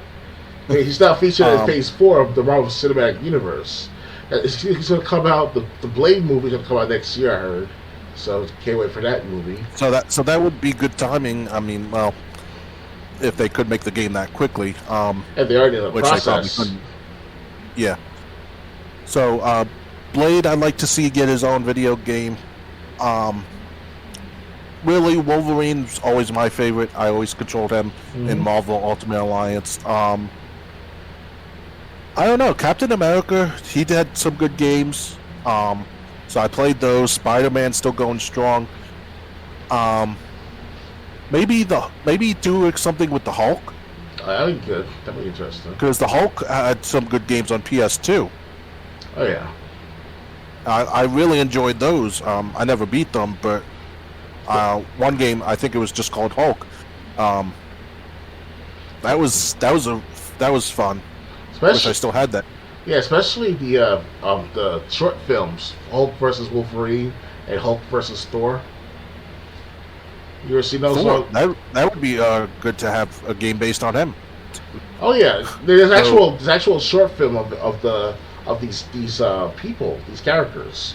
Unfortunately, last time I checked, though, it's somewhat have a cult classic niche audience of these type of movies, these cartoon / animations of X-Men games and movies. But yeah, it's all right to watch. You know. It's crazy to see Hulk as Prime being like screaming out. He's like, "Roar! Roar!" Now all of a sudden you see the She-Hulk. They fucking degraded Hulk altogether. Like, what the hell, man? Yeah. Have Hulk be in this. We don't need to see a game on She-Hulk if it's going to be anything like that TV series. Yeah, I heard bad things about that show, man. Shit. I heard it got canceled. I mean, canceled after one season, huh? Yeah. Okay. So nothing against She-Hulk, but if it's going to be like a TV series, then keep it. Yeah, about the patriarchy and the message of the LGBT bullshit. Excuse me, guys, for insulting the LGBT by mistake, but it's just that it's ridiculous. Like, I wasn't seeing this stuff 25 years ago. If you include She-Hulk in the comics, she goes in there gracefully with the Hulk and all, and the Hulk and She-Hulk team up together and team up with the Avengers and shit. I'm certain. So it's kind of like, what's going on here? Why are we not seeing this correlation like that with the comics like 25 years ago? You know? So. Yeah. So, I mean, these are the characters I would like to see get their own game. Yeah. Actually, I made a mistake. We do have quite a few more articles. Understood. So we're not out of here yet. Understood. Um, but are you ready to move on? I'm ready. Okay, because we got more news from Microsoft. Phil Spencer knows that it's been too long since the last big Xbox exclusive. 22 may have been a quiet year for Xbox, but 23 is shaping up to be a big year, according to Microsoft's head of gaming. Microsoft hasn't had a very busy year when it comes to first-party releases, but Xbox users can expect 2023 to be a big year for the console and the brand, according to Phil Spencer. In an interview on the Same Brand videocast, Microsoft's head of gaming admitted that while 2022 had been a mostly quiet year, 2023 is shaping up to be a blockbuster season for Xbox.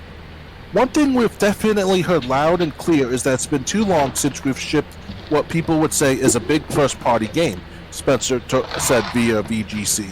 We can have our excuses with COVID and other things, but in the end, I know people invest in our platform and they want to have great games.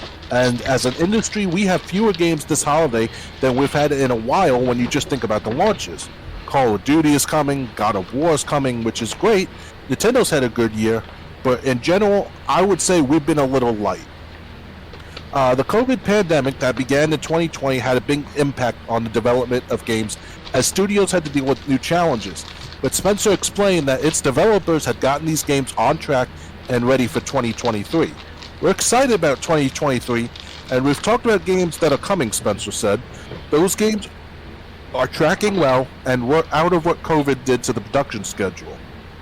2022 will end with 5 games published by Xbox Game Studios, with Obsidian Entertainment's Pentiment being the only new game this year that was developed internally. For 2023, through Microsoft's heavy hitter, including Arcane vampire-slaying co-op game Redfall, and Bethesda's highly anticipated Space Odyssey Starfield. In other Xbox news, it was confirmed last week that Game Pass subscriptions on Xbox consoles had begun slowing down, and a new user interface in development looks like a big billboard for the subscription service. Microsoft's planned acquisition of Activision Blizzard is also being analyzed by various regulatory bodies, is more focused on mobile aspects as not making Call of Duty an Xbox exclusive. So, is this good news that Phil Spencer's focusing on Xbox exclusives for 2023? Oh yeah, we heard good things. Redfall, Evil West. Well, Evil West on the other platform. Sorry, I'm so anticipating Evil West for this month. But yeah, it's interesting to see that Phil Spencer is being out and about more than usual for the past couple months now, and he has confidence in what he's saying for the last couple months easily, and I think he's gonna be bringing. He's always bringing it home to the players who are dedicated to the Xbox community and all, like myself and perhaps even you, Triple J. And yes, there are times where it gets bad with the Xbox Gold, free games with gold, things that matter. We wish that Xbox games with gold should be, not games with gold, Xbox Gold Edition or the Gold membership should be for free, but we're gonna see that for another, God knows how many more years after now. But eventually they have to do something to make people stay on the platform. And one of the factors which why it's stagnant, the sales of people buying new consoles, because we just can't afford to. Like you said earlier tonight, it's ridiculous that it has to take like how much of a company got to know that okay, we gotta keep selling expensive product after a certain while because people are not gonna buy them. Because you're talking to the everyday community, the everyday Xbox player. And most Xbox players, in my perspective, from what I gather, from what I experienced, being on this platform for 15 years, we're just working class citizens, middle class citizens at best. And me as a person who was like of certain poor, kind of low income, low income class of a matter, I can still live on my own in some sense by working a part-time job and paying off my bills and paying off the DLC, some skins, some Halo, if not Apex Legends, that type of stuff. But right now it's not the case. I don't have a steady part-time job. I just get like jobs here and there or work here and there, and that's about it. And it's it helps out sometimes, but it's just these gaming companies sometimes can be overbearing with their offers, and it's just like, yeah, who's going to really buy a $600 Xbox right now? So, yeah. Yeah. Like they said, 2023 is going to be a big year for Xbox releases. Oh yeah. Ready to move on? Yes, I am. I'm ready. All right. Next. Xbox loses as much as $200 on every Xbox it sells, Phil Spencer says in a report. Microsoft expects to make the money back through sales of games and accessories. According to Microsoft Gaming CEO Phil Spencer, Microsoft loses as much as $200 on every Xbox it sells.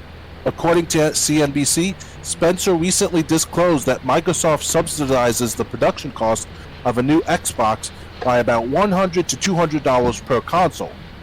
Spencer added the report said that Microsoft expects to make up the difference by selling games and accessories, which are known to have better profit margins.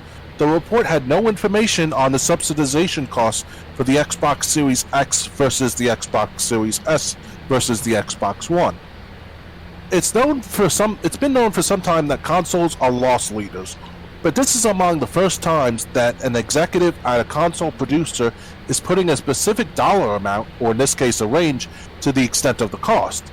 The CNBC piece doesn't directly quote Spencer, and GameSpot has followed up with Microsoft in an attempt to get more details.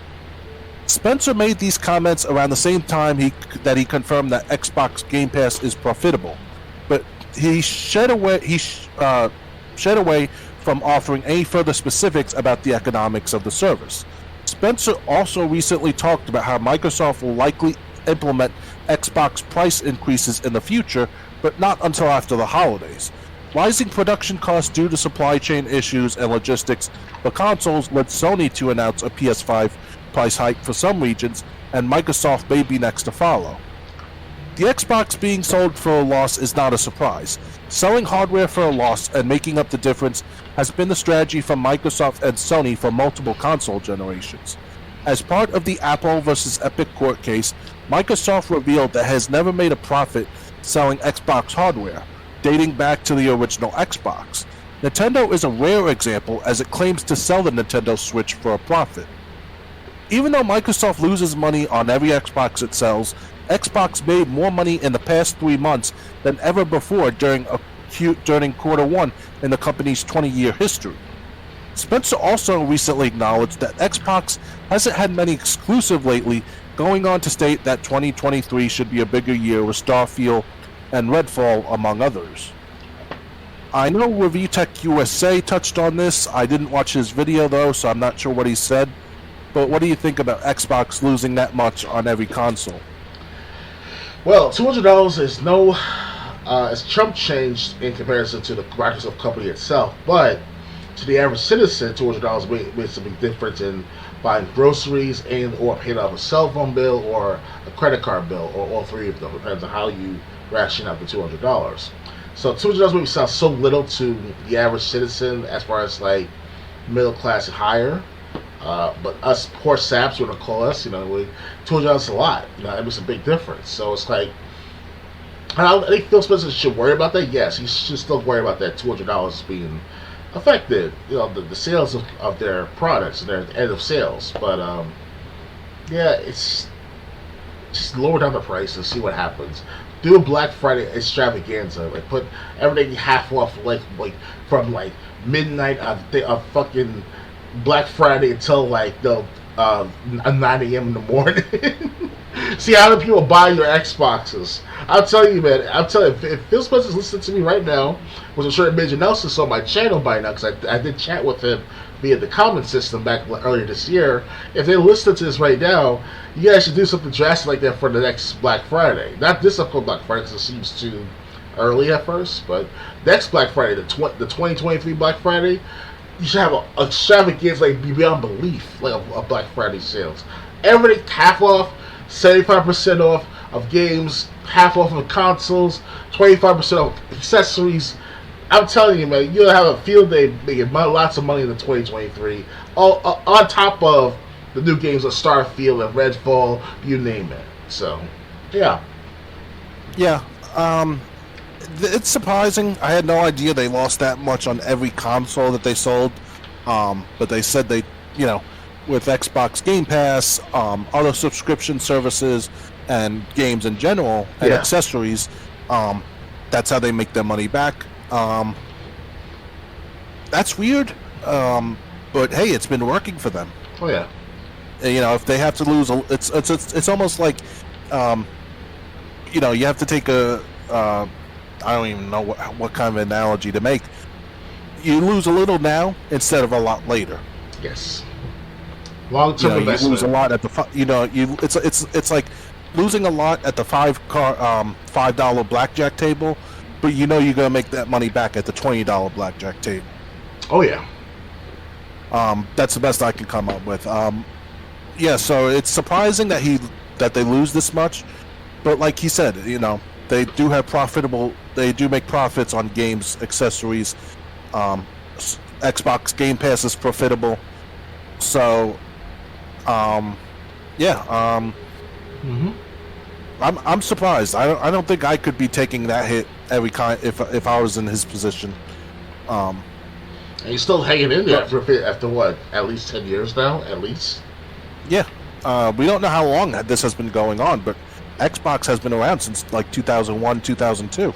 And it never made any profits from it since. Yeah, so I mean, it's surprising. That's all I can say. Oh yeah. I'm glad that they're still finding a way to make profit, even if they're losing money on the consoles. Mm-hmm.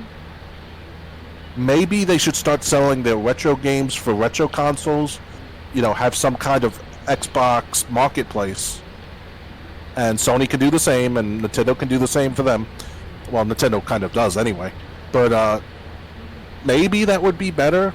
You know, like have their own like storefront of games that they can still sell for Xbox and Xbox 360, even if they get into shipping physical games. You know, that way if you're buying an Xbox 360 game,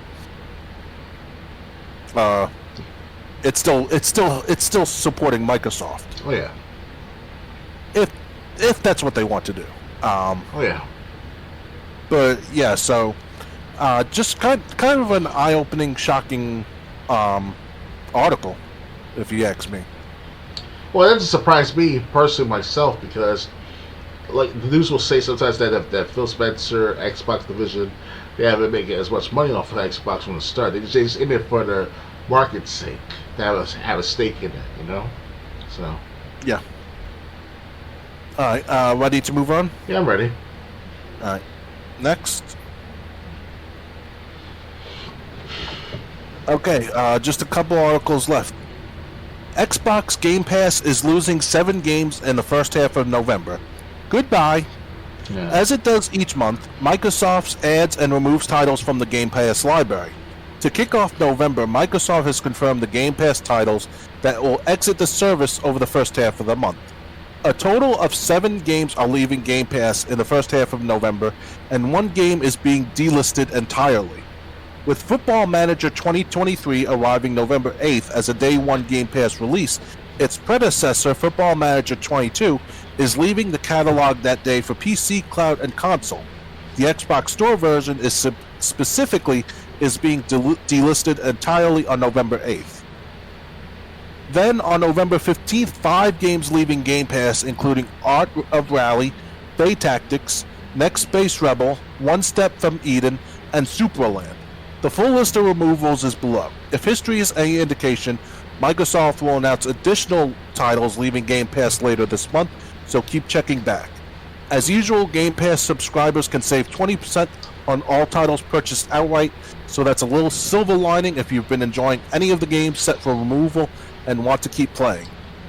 The first half of November 22 is stacked with high-profile new releases for Game Pass, including Return to Monkey Island, coming in 3 days, Vampire Survivors, which should be out already, Somerville, coming out November 15th, and Pentiment, also coming November 15th. So these are the games leaving the first half of November.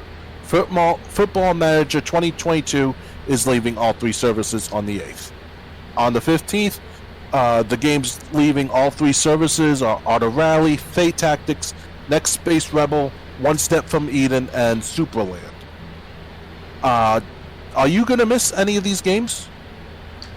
Well, Football Manager, what I heard was horrible game, a very horrible game, and I'm not gonna miss them. It's really hard to play unless you really know like unless you really know the game of football. Well, it's not the gameplay. Well, it's not really how to play the game. It's the way that the game is set up because it had lots of glitches, lots of mishaps, lots of skipping, and freezes. It crashed the game sometimes. Even crashed computers are here too.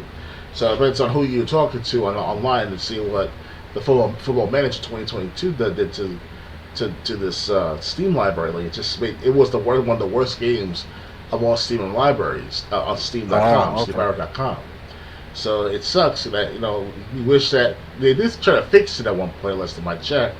But who's really keeping track? So it's kind of like it was just damaged and not playable. And it's always glitchy. Who wants to play it again? So. Okay. Are you gonna be missing any of the games? I have to say I'm not gonna be missing any of these games. Yeah, I'm not. Best Football Manager 2022. Yeah. Well, that's because Football Manager 2023 is coming. Yes. So I really don't have anything to say about these games. That's good. A set of Game Pass removals. None of them are gonna affect me. Oh yeah. Ready to move on to the last story? Yeah, sure. All right. Last one. Epic Games sold Gears of War because it didn't know what to do, according to Cliff Bleszinski. While promoting his new book, the former Gears of War creator said Microsoft's sequels are really, really good, but lack the heart of the original trilogy. Cliff Bleszinski, lead designer on the first 3 Gears of War games, said he believes the eventual sale of the series to Microsoft came as a result of developer of Epic Games not knowing what to do with the future of the franchise. Speaking with IGN and promoting his new memoir, Control Freak, My Epic Adventure Making Video Games, Bleszinski said that once many of the core creators of Gears of War had left the company, Epic didn't know where to take the series. Since the studio hadn't skipped a game in a while and Fortnite had not yet been released, Epic needed a source of income. Epic had to keep the coffers full, Bleszinski said. They hadn't shipped a game in a while. The Unreal Engine was doing rather well, but they were growing, and they probably needed the income even though they really didn't know what to do with the future of the franchise. Bleszinski, who left Epic 2 years prior to the sale of the Gears of War IP to Microsoft, said he received one phone call following the transaction from Xbox's Phil Spencer, who Bleszinski called a gentleman and a scholar. In an interview with Polygon from 2016, Epic Games co-founder Tim Sweeney said the sale of the Gears of War franchise largely came down to ballooning cost, with each entry in the series more expensive to make than the last. With such a large budget, Sweeney said each new entry would have to be a major success, as anything less could have tanked the studio. As for where the series has gone under Microsoft stewardship, Bleszinski said Gears of War 4 and Gears 5, both developed by the Coalition, are really, really good, but lack some of the heart of the original trilogy. He also believes the Coalition may have painted itself into a corner narratively, with players getting to make a major story decision at the end of Gears 5. The Coalition is currently working on 2 projects, an unannounced title and a new Gears of War project, though whether or not it is Gears 6 has not yet been officially revealed. Both games are being built with Unreal Engine 5. So, what do you think of this claim that Epic didn't know where to go with the series? I think it's baloney, because how is it that the first 3 Gears of War games were so good, get better and better one after another. I played Gears of War 1, 2, and 3, and I'm like, wow, this is like, how can he's saying after Epic bought it or Epic sold it, he's saying that's when did the owner of Gears of War change? Because he's saying it did. The current Gears of War games don't match the original trilogy. All right. Yeah, I mean, Cliff Bleszinski, I heard of for many years now, and thank goodness that he made Gears of War. It's just that whoever the owners are of Gears of War just don't lack the creativity and also source material too.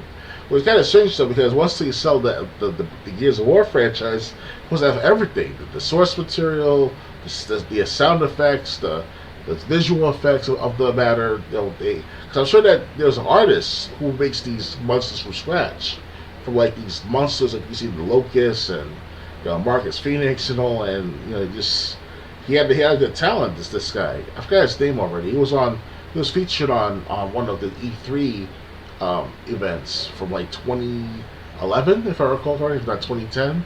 So he actually did a good job putting this trilogy together. These people, it sucks that it has to go down like this, but once they evolve like affirmative action / diversity hires, good luck trying to have them like to make this game. That's what you need to do. If you want to make a good game, you have to like what the game also already was, originally was especially. And if you don't, you're gonna make mistakes after mistakes. You're not gonna like it. You're not gonna like any of your work. You'll just be on lazy mode. It's just ridiculous. So that's what we're seeing in games today. It's just nothing but laziness and cop outs and rehashing. So Yeah, as far as I found out that Epic Games sold the Gears of War IP in 2014. So it looks like Epic Games was the developer between from Gears of War 1, 2, 3 and Gears of War Judgment, and then 4 and 5 were developed when Gears of War was made by Microsoft. Oh yeah. Gears of War, Gears of War 3 was successful. It sold like 2 million copies like in the first month or whatever. And then Gears of War Judgment came out, and even though it was in the six figures, like 475,000 copies, it was a disappointment when you compared it to sales of Gears of War 3. Oh yeah. But I thought Gears of War Judgment was great. It was really creative. I love how they told the story in that game. Gears of War 4, I have to admit, story-wise, the story was kind of slow in the beginning. Oh yeah. Once the game turned into an actual Gears of War game, when you get in touch with Marcus Phoenix and James and his allies, basically make up the rest of the actual make up the new crew. Basically, then the story really got interesting. It became a Gears of War game that we love. Gears of War 5. I hope it works. Last time I played it, the campaign kept kicking me back to the Xbox dashboard. Me personally, my copy of Gears of War 5, I'm stuck on the boss level where I go up against a Berserker that's way more powerful than the Gears of War, the first Gears of War 1 Berserker. So it's kind of like this thing jumps like fucking 20 feet in the air and slams down on you if you don't dodge in time.